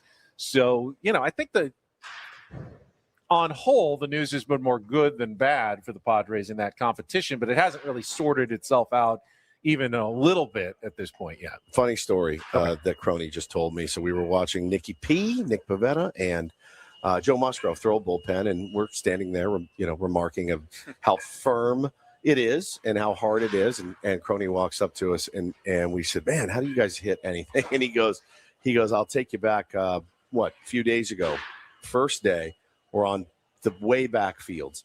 He said, "It's our first day of live BP, and our first group it's Pivetta, it's Musgrove, and it's Adrian Morahone. And it was me, Toddy, and Laureano. And it's our first live pitching since October." He goes, and there was a fan in the stands yelling at us, like, "Why don't you guys even put one in play?" Croney said he turned around and he goes, "Hey, bud, this is the first time we've seen live pitching in months, and look who we're running up against. They're not running up against, the AAA Game 4 starter, right? These are the some of the aces of this staff, and it's day one. And we always hear the hitters are way behind, and it's for good reason, because the stuff that they throw at this level it's so ungodly up close that it makes it so hard to even criticize ever. Even Scotty Scheffler, if he took 3 or 4 months off from live golf, is going to need a few swings on the driving range to get a stationary ball, rather than it's not even moving. So yes, it makes perfect sense. You've been heckled that whole time by AJ Preller. You got heckled He's and making mocked fun of us by right AJ now. Preller. He's doing this move. walking Blah, away. blah, blah, blah, blah. He's just doing that. We get paid to do. That's the job, AJ. That's the job. Oh my God, that was He's got his incredible. iced tea in his hand, and he's just sitting there watching us, just going, Can you you guys shut up? Can you imagine being a fan at spring training and going, "Hey, why don't you guys put something in play?" Yeah, right. If it's a bit, it's a funny bit, but it didn't sound like a bit at all. The guy, it's just crazy. You're talking about the same fan base where somebody challenged Ken Caminetti to a fight at some point. So, fans are a little bit unhinged. Yeah, come at out times. to spring training. Just watch. Enjoy yourself, but keep the commentary maybe to yourself on the backfield. It's just incredible. It's just getting a little work done here early in spring training. That is amazing. Why don't you guys put one in play? Yeah, it sucks, dude. You come right back, and we talked to Gavin Sheets about it. He comes back and he's like, "Hey, here's Mason Miller throwing 101." Bro, it doesn't even have to be the backfields, though, man. We were at the game yesterday at the Peoria Sports Complex, and once the game, once the inning changes over and the mid-inning music stops, it's really quiet in that stadium. Dead I go, silence. bro, it is so quiet It's here. eerie. And I start thinking about Andy Ashby tells it every January at Fantasy Camp, tells the Caminetti story of some guy heckling Cammy in the 90s and Cammy telling Boach, "I'm done. Pull me out of this game," changes into his street clothes and goes up into the complex and sits in the row behind the guy. He goes, "What's up, dude? You got something to say?" Yeah. And I go, "How we doing now?" We're sitting there yesterday watching the game, and I go, "Of course he heard every single word that guy was saying to him. Every single word. It's you could hear a pin drop." You could. It's quiet out there. Very, sometimes. very quiet. It's busy right now. So Preller's out watching these bullpens right now. I just saw Toddy walk out. Preller's driving off to the backfield. Preller's driving to the backfield. He's not wearing his traditional floppy hat. Bye, AJ. Bye, AJ. Bye, AJ. That was hysterical. Bye. He looked right at Ben, and he did the blah blah blah blah blah. That's fine. It was great. We've already learned that he pretty much hires only tier ones on his staff. I won't give away all the names, but all of AJ's, lieutenants come out. I hate and it. Listen to the show, so that's fine. We'll hate get it. the last laugh. All right, They what make else? him listen. What else we got on the agenda? Let's give away those Aztecs tickets, and then we've got a couple of segments left. Paulie's going to troll a little bit around to see. Who We do you got guys some of our, want? our Jesse colleagues. Agler, Tony Gwynn Jr., Bob Scanlon? I'd love either of those guys, any of those guys, honestly. I know they're all around here. So he's going to troll around to see if we can land some of our colleagues, talk a little more Padres baseball here in our last hour. Before we do anything else, though, we got a game tomorrow night at Viejas Arena, so let's give away some tickets. Again, it is a battle for first place. Despite the 2 losses in a row, San Diego State can still move back into a tie with Utah State, but they need that win badly tomorrow night, and you can be there by being the 5th caller at 833-288-0973. 5th caller is going to win a pair of tickets to see the Aztecs take on Utah State tomorrow night at Viejas Arena. You can get your own tickets at GoAztecs.com as they get down. I mean, at the very least, they got to start getting into conference tournament shape these last couple of weeks because they may need to win it just to advance to the NCAA tournament at this point. I mean, the article that Ziegler wrote literally is living rent-free in my head right now. And, he made all these points in it, and he numbered the points. And the very first point was, it's hard to win when your foot is out the door. And you just hope that's not the case. I guess you could see how it would be, if you have that feeling that, hey, man, this ship's going down, and I got to worry about myself, got to worry about next season. It's a bummer to think about, but you hope that that's not the case, and these guys can pull it together and win that But tournament. every college basketball and college football team is now like that. I mean, we're seeing 70% turnover on teams in some cases now from season to season. And while San Diego State didn't have a lot of that last season, they got so many guys back. They're not immune to it. They are going to have to live with it the way every other team. And you're basically recruiting, paying, signing a new team every single year in college basketball. I mean, it's people say that college sports has turned into the pro game. Honestly, professional football, professional basketball, a lot more consistent now than what you get in college. I mean, you can actually sign a guy to a 5 or 6 year deal in football or basketball in the pros. That's just not going to happen anymore. Everything's a 1-year contract. Everything gets renegotiated in a few months, and everyone's got to look at the end of the season to find out, where am I going to be next year? That's just the reality. As more and more seasons are completed under this new world of, NIL money, like San Diego State, it's just their turn right now. How many teams are going to have seasons derailed because of a couple of bad losses, and then guys stop caring, and then guys start thinking about their future, and then guys start thinking about where they're going to transfer next year, and then that leads to an argument in practice. You know what I mean? Like, it can really unravel quickly, and I think that's kind of we're seeing the beginning stages here. But with, San ultimately, Diego State. no matter what the rules are, 68 teams will make the NCAA tournament. 4 teams will make it to the Final Four, and someone's going to win a national championship. Now, it's going to be probably some big NIL schools with talent, but they could fall Michigan, apart Arizona. just as easily as anybody else can fall apart. Yeah, it's one in game. this You would system. lose one game, dude. And, San Diego State can be the one that stays together for a year. I mean, I think there's a lot of variance and fluctuation that's going to happen in college basketball that will, it'll hurt the smaller schools, but occasionally it might help them in a year when some of the big schools get it wrong and recruit the wrong mix of players. And all of a sudden now other teams are going to have an opportunity, but right now it hasn't worked out well for San Diego State this just season. a huge game, though. Huge game. All right. Calling in to get our winner for the tickets. We'll take a quick timeout. When we come back, at a couple more seconds, Paulie's going to see if he can find one of our colleagues to join us, talk a little more Padres baseball, live from the Peoria Sports Complex in Arizona on San Diego's #1 sports station, 97.3 The Fan.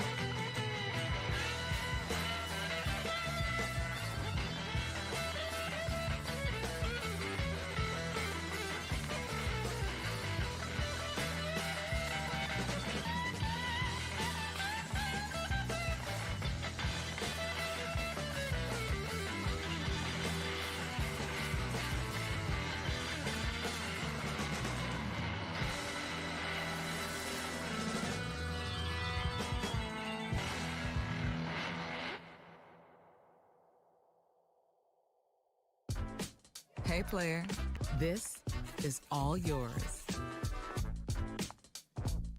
This room with this view. This speakeasy with this cocktail. Hey, could you make that too? The spa with this. Ah. And this pool on this roof. This is all for you. The all-new Hamul Casino Resort, now open.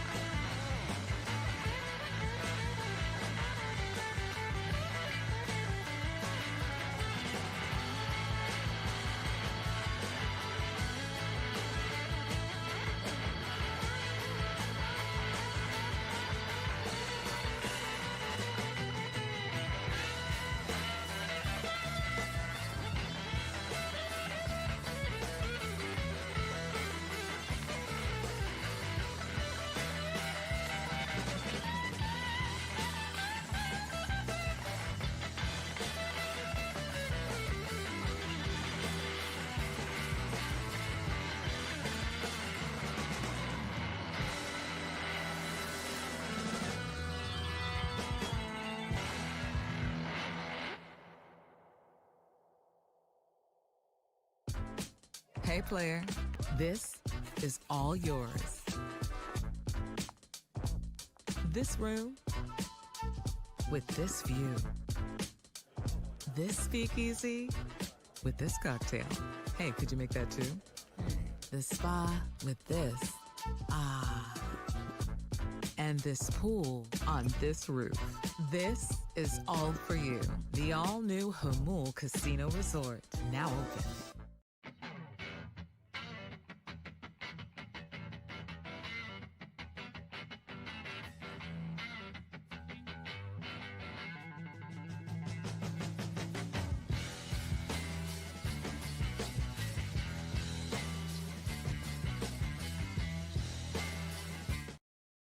Benjamin, my do this. Oh, that's right. From yesterday. That's right. We were interrupted so rudely by Michael King sitting down to have a great conversation with us for a few minutes. I would take that over, But you did enjoy. You were looking forward to this one. I thought this was really interesting, and I, again, popped up last night on the feed, and I thought this is fake. Obviously, that's fake. Nobody would say that. In spring training with an interview in there or with a microphone shoved in their face, but he did. PCA said it. Pete Crow Armstrong, center fielder for the Chicago Cubs, had some very pointed comments yesterday. I don't know what the the lead up to this quote was, but boy, I'll tell you what, it has hurt some feelings today. And I mean hurt some feelings. PCA yesterday says, I love Chicago more and more. The people are great. They give an S. They aren't just baseball fans that go to the game like Dodger fans to take pictures and whatever. They're paying attention. They care. So again, this has been my contention since we started doing this program. You know, I deal with a lot of them on social media, and some of them are fantastic people. Some of them are not, and which you can say about any fan base. And it's always been my contention, though, that you'll see something is posted and it's just three-peat, Shohei, decoy, whatever it is. It's just whatever. And my contention's been they show up late, they leave early. They like the hat a lot. They like to go to Dodger Stadium and take a lot of pictures. They're not the savviest of fans, based on my experience only. But again, this was not coming from me. This is coming from an actual player, and I believe PCA did grow up in the LA area. I believe he did grow up a Dodger fan. So he had some very pointed comments. And when I say that it hurt some feelings, I mean it has bruised some folks out there. And it's different to hear from a radio host, on the Padres flagship, than an actual big league player who has seen it from multiple angles. Right? He went to Sherman, grew up in Sherman Oaks. Yeah. Just because your team is good and your organization is successful and well run does not make you a good fan base. That's exactly right. Just because you have a lot of people at the ballpark, which the Dodgers do. Sure. Number one in attendance. That's a big city, LA. Only the Padres, the only team that they're behind. They've got a 55,000 seat stadium or whatever it is. Doesn't necessarily make you a savvy, knowledgeable baseball fan. They show up. They do. They show up. They wait in their lines all the way to downtown for their Shohei Ohtani bobbleheads. Indeed, sir. And that takes some commitment and passion. So I'll tip my cap. But in terms of baseball fans, I think PCA probably is right. Yep. Cubs fans are among the best, if not the most knowledgeable baseball fans. And I'm not taking a shot at Padres fans. I think you're great. But Cubs fans have been doing it a really long time, kind of living through some tough years and filling up Wrigley Field year after year. They're passionate. They come down here in droves. I mean, in spring training, they sell out their complex every single day of spring training, and there's not enough tickets to go around. There are Cub fans who can't get in, and you'll just see Cubs hats all over the place in Arizona. They want to get away from their winter in Chicago as well. Every single spring, though, they're very, very passionate about their team. Yeah, no doubt. And again, don't shoot the messenger here, guys. I'm just repeating what that's PCA. That's really good. You wouldn't want to shoot him. No, don't shoot the messenger at all. This is not, again, it's not some radio host saying it. It's Pete Crow Armstrong. So now again, is it the smartest thing to walk up to the hornet's nest and take a baseball bat to it if you're PCA? No, it's not. It's actually probably a pretty dumb thing to do. Should get a nice welcome whenever they come to LA. Yeah, he's gonna be booed mercilessly, just like he would if he had said it about San Diego, right? We are all territorial. Maybe he's one of those guys who thrives off of it. Fernando Tatis Jr. loves playing at Dodger Stadium and gets relentlessly heckled while he's there and seems to just revel in it and has some of his best games playing up there at Dodger Stadium. Maybe PCA's thinking along those same lines. Like, that's going to make me at my best if I stir up some trouble. Again, it's not. I didn't say it. I mean, I said it, but he's confirmed it, which is it was a really interesting comment yesterday from PCA. And man, he let it rip. He let it rip yesterday, and he's wearing it a little bit today. But I don't think he minds very much. Had a chance to go watch Miguel Mendez throw a bullpen Benjamin. Mamacita and Walker Buehler right next to him. Now, the difference in the fastball is stark. Walker Buehler's sitting around 92. Mendez is like 99, 100. It is as firm as I've seen out here. So to be that up close in person was pretty cool. Ramon Marquez. Yep, Ramon heading Marquez. off to go do his bullpen. Yep. Pretty awesome, man. He just got out of the cages. Laureano's in there. Toddy's in there. Castellanos was in there earlier. Guys getting their work in out here at spring training, which I love to see. Did you see this fun fact from Sam Levitt about Jose Miranda? He was just inside talking to Jose, who is 6 early RBI here in Cactus League play. He has a very famous cousin. He is a cousin of Lin-Manuel Miranda, Yes. from Hamilton fame on Broadway. That's pretty cool. So yeah, he may be a Major League Baseball player, but his cousin is World way more famous, famous and wealthy, than and he is. and all of it. But Now, yeah, I don't know if Sammy made him break into song or anything while he was. I in doubt there, it. But I doubt it very much. have you seen Hamilton? I tried to watch when they put it out, the movie. The movie? I haven't seen it either. That surprises me. I I feel like know. it would be up your alley, but it's you know how I feel. I'm sorry. I don't Theater wanna, tickets are expensive. They are. They're very expensive. But I have not. I tried. I wanted to be part of the cultural revolution, as it were, and I did put it on. I believe it was during COVID, and I tried to watch it, but nothing holds my attention. You know that. Nothing. It's really hard. I know that show tunes Doesn't are do it for not me. really It's your not. It's favorite not my thing. favorite, man. I don't like singing dialogue. I really don't. And I can be moved. I like Grease. Exaggerated Yes. dialogue Yeah. with song. It's not for me. Could you do a little spring No, training? I can't. Theater dialogue. Like if I was describing the action right now. Yeah. He's Walker Bueller. He's on the mound. He was a Dodger, but he's in brown. Like that. So something to that. Something like that. I totally just put him on the spot. Yeah. You absolutely nailed it. Thank you. Thank you. Didn't really like that. I Yeah, did. he enjoyed that. Great. That was great. Yeah. All right. I see Jesse Agler over there. Yep, I believe Tony he's Gwynn going to Jr. join on us, with his broadcast partner before he heads over to Mesa for today's game. Jesse going to join us for our last segment. Coming up next, broadcasting live from our remote Bill House studios. Bill House Plumbing. We know how. It's Ben and Woods at Padres Spring Training 2026 on San Diego's #1 sports station, 97.3 The Fan.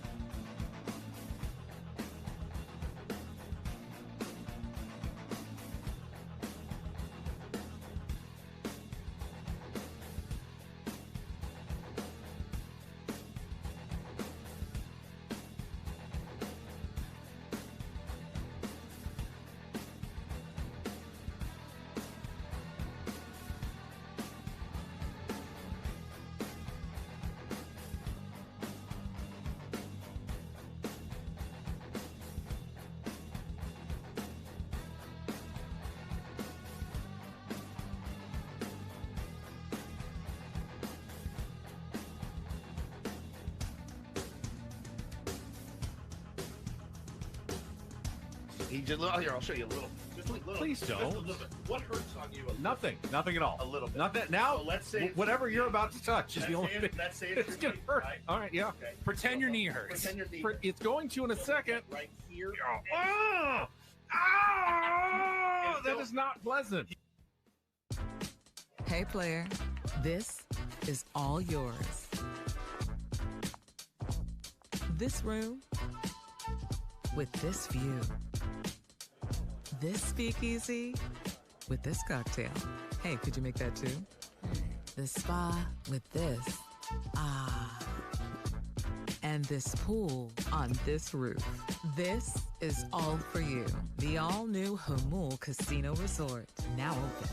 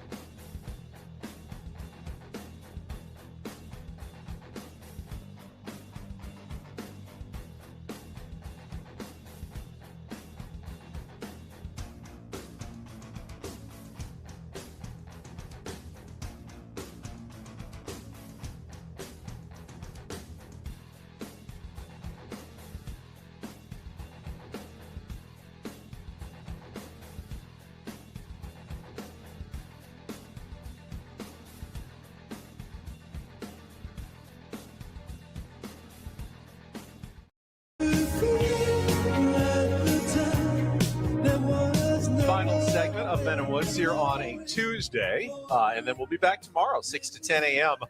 I don't want to give everything away, but we do have a fairly star-studded lineup scheduled for the last, the Scheduled. schedule. It's always a little bit play it by ear, but we've learned that some of the biggest names do like to wait until the last possible minute before they sit down and join us. Like one Jesse Agler, ladies and Hello, gentlemen, who Jesse. How are joins you? us. Yeah, no, it begins now. The star-studded part, right?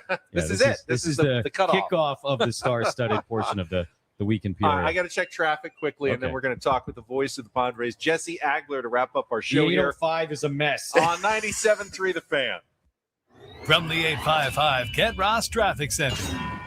Injured? Demand justice. Demand Jurowitz. 855GetRoss.com. Here's Sue Eller. This game day traffic report is brought to you by Crystal Geyser Alpine Spring Water. Jam-packed northbound on the 125 at the 94 with a collision in the center divider, and still clearing this crash on the 5 northbound stop and go into Harbor Drive with another wreck. What makes Crystal Geyser Alpine Spring Water different? We always bottle our Alpine Spring Water less than 1.5 miles from the spring source. And all our bottles are made with 50% recycled plastic from our own recycling plants. Crystal Geyser, bottled at the spring source. I'm Sue Alder with Ben and Wood, San Diego's #1 sports station, 97.3 The Fan. All right, now we've got Jesse Agler here. You've already been here for, what is this, almost 2 weeks now? Exactly 2 weeks. Exactly 2 weeks. Yeah, how about that? A fortnight, as it were, Indeed. in Yes. Peoria. Now you got 2 more fortnights to go. A couple before you more get to come fortnights, home. yeah. Yeah. And then a whole lot of fortnights after that. Yeah. So Yeah. many fortnights throughout the season as well, Jesse. Thank you for joining us this morning. For you feel like you're in the groove already. Something like that. Yeah. Yeah. The games just started on Friday. Mm-hmm. Today would be Tuesday, I believe. And just kind of getting our feet wet and kind of remembering how to do that whole thing. And look, these games are different than regular season games, and postseason games, obviously. So it's a little bit of a different art, if you will, broadcasting these games. And we do some radio, some like video stream. So it's just kind of a little bit of a different mixed bag. But we're finding our footing, Tony and I, and it's fun. I mean, just being around all of this baseball is so much fun, and it's a great time of year. And I love being out here. I do too, man. It's just watching bullpens, watching guys hitting the cage, watching these guys perfect this craft that we devote so much time and energy and emotion to, and it never ceases to amaze me. I've been here every year, and it just every time I come, I'm like, good God, those guys throw smoke, man. Just watching like guys take ground balls Yes, here it's is my like favorite. it's a privilege, man. Like it's you go, oh yeah, like that's my favorite thing. That's a different level than anything I've ever seen. Yeah, no question. How does Jesse Agler evaluate hype versus reality in spring training? We're just here for a couple of days, and there's always going to be at least 2 or 3 names where people, coaches will whisper, oh, this guy's looking really good. Keep an eye on this guy.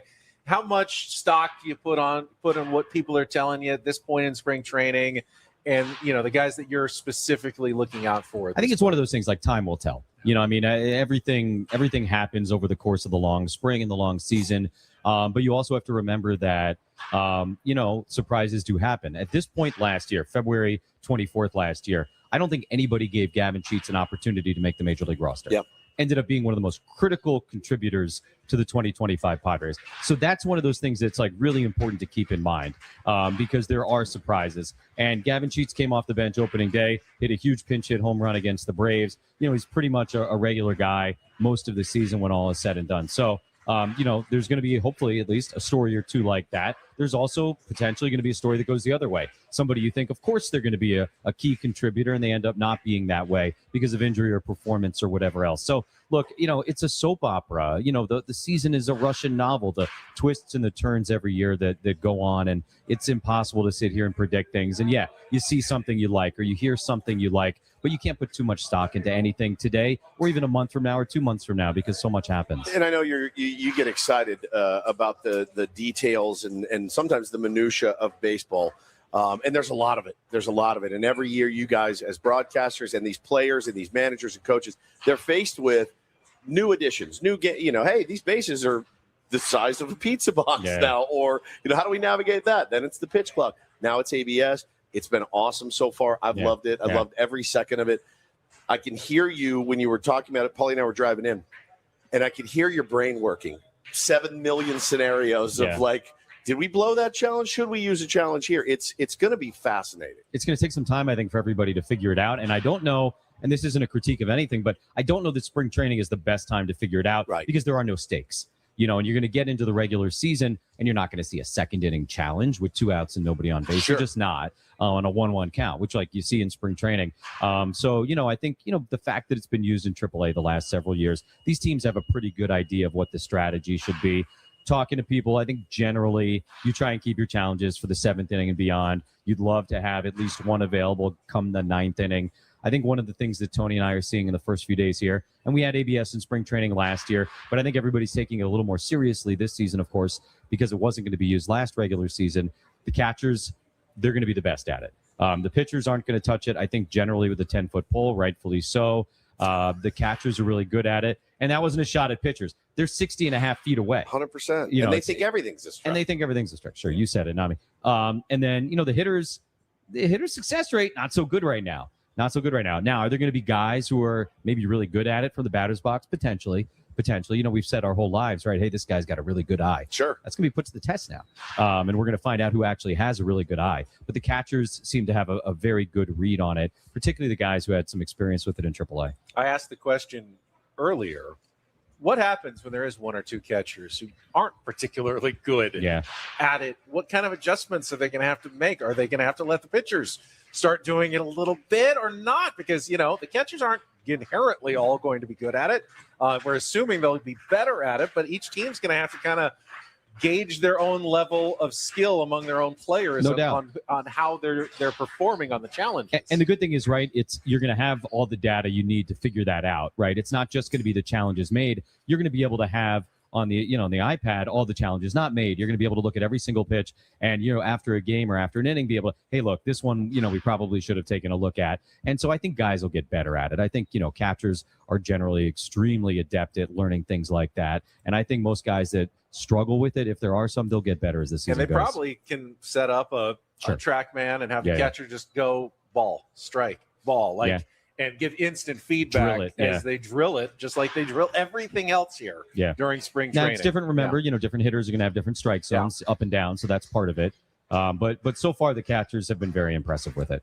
Yeah, it's been fun to see. It's been fun to see. I think it's going to be good for the game inherently, as all these rule changes have been. It's been a much more enjoyable. There's product. not one that you go, man, I wish they wouldn't have done that. No, No. People kind of knock the extra inning thing sometimes. It doesn't offend me in the regular season. It just doesn't offend me. It doesn't me either. Yeah. It would in the postseason, but it does not offend me in the Agreed. regular season unless we lose, and then I'm extremely offended. You blame, by that. you Yes. blame the Manfred man? Of course. Yeah. Of Yeah. course. If we win, this is the greatest rule ever. Yeah.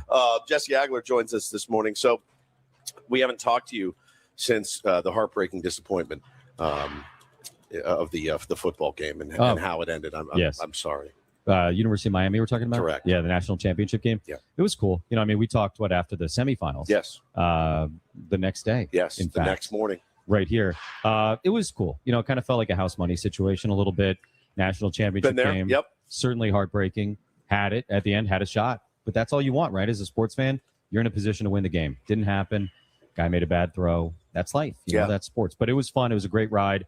It was a wonderfully entertaining part of my offseason.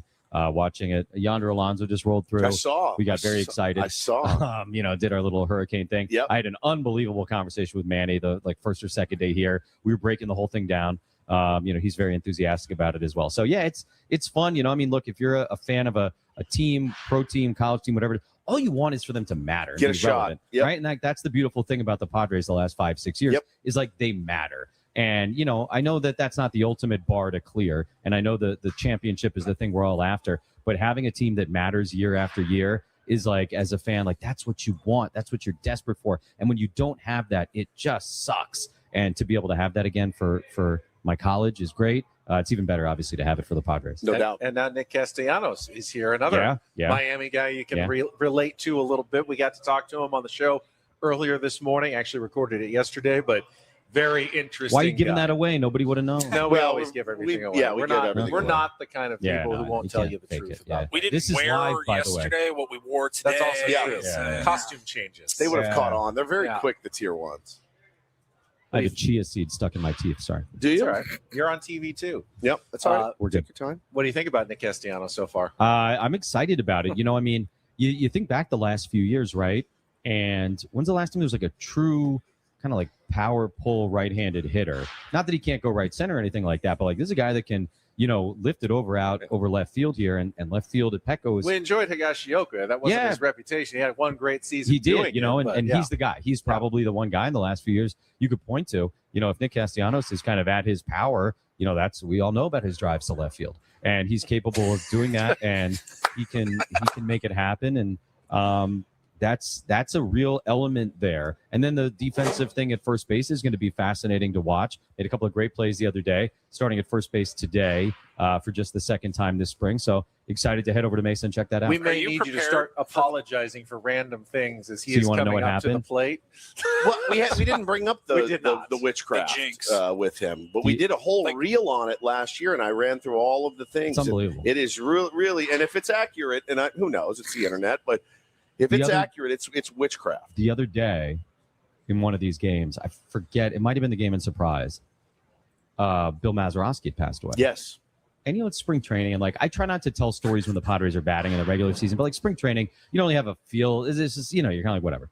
And the game was kind of slow, so I started talking about, I've got some Mazeroski stuff. He's 89 years old. Yep. Hall of Famer, 1960. You know the whole thing. Game 7, yeah. And I mean, I'm like 4 words into the story. Nick Solak, home run, and I just start laughing to myself. And I hit the button. I turned to Dave, and I go, the only thing better would have been if Castellanos was hitting. 100%. Like, that would have been absolutely. God, that's just one more remarkable. thing now you're going to have to work Like, I'm into your mental terrified. Yeah, yeah, repertoire, yeah. right? Like I'm going to be locked in when he's batting. Yeah. Every game, I'm like, we're not talking about anything other than ball 1, strike 2, whatever. Oh, that first time you see him on deck in a regular season game, like just know something might happen. Something big, something on the world Turn off stage. the phone. Yep. Like just pretend Be like ready. nothing else is happening in the world. It's amazing. No, it's we really enjoyed it.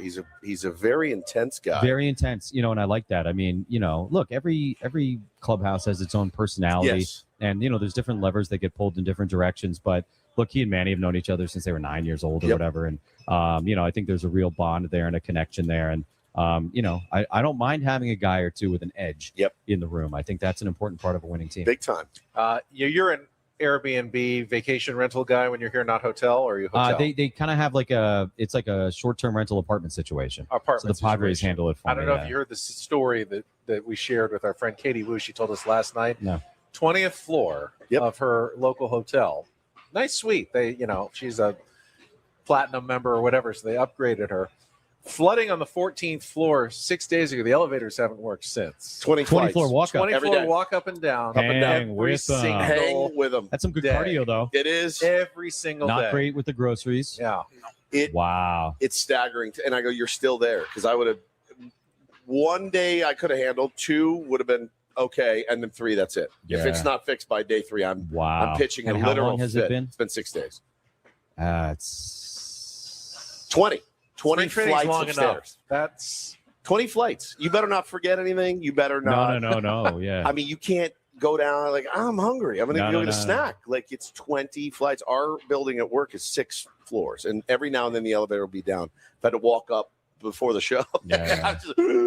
Takes 3 segments to get ready. Yeah. It's just the worst thing I can imagine. Wow. But it sounds like everything's been smooth for you so far. Yeah, no, all smooth. I got no complaints. I mean, they make it easy for us out here. Yep. Kind of a turnkey operation, and just get ready to do these games. These guys are all leaving for Mesa already. By the and way, you were It's heading like- to Mesa as well. You Yes, got a Tony and I are streaming- going to carpool. Streaming broadcast. Audio only today. Audio only streaming broadcast. Padres.com, I believe, is where you can access that. No Cub broadcast. All right. So they'll be locked in on the north side today. They're Well- going to be no Pat Hughes, no Ron Coomer, no Boog Shambi, no Jim Deshays, just Jesse and Tony. Totally unofficial then, but it is Tuesday.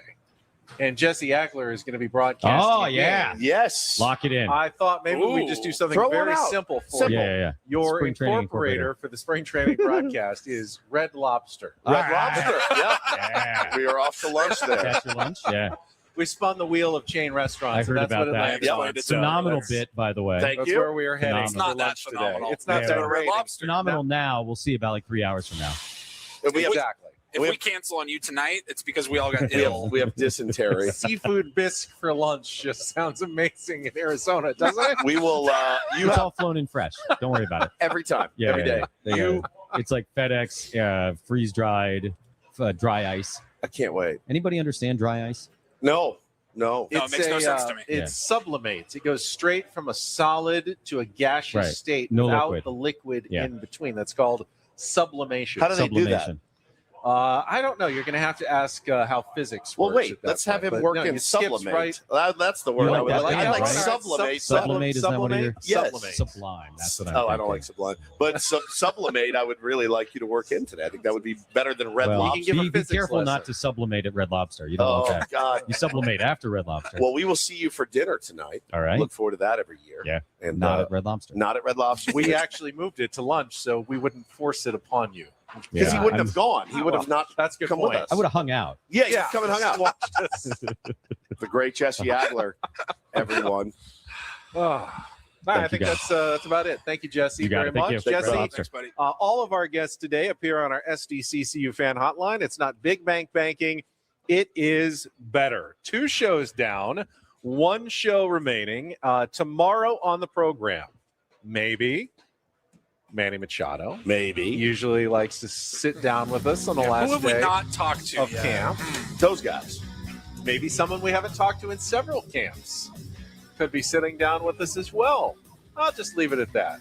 It was Ethan Salas running Yes. by. Running All by right, like that's you it for forgot us. something. Thanks to Kyle back in our studios. Always thanks to Adam Klug, for our executive producer, Paul Reindl. For Stephen Woods, I'm Ben Higgins. Have a great rest of your Tuesday from all of us here at San Diego's #1 sports station, 97.3 The Fan.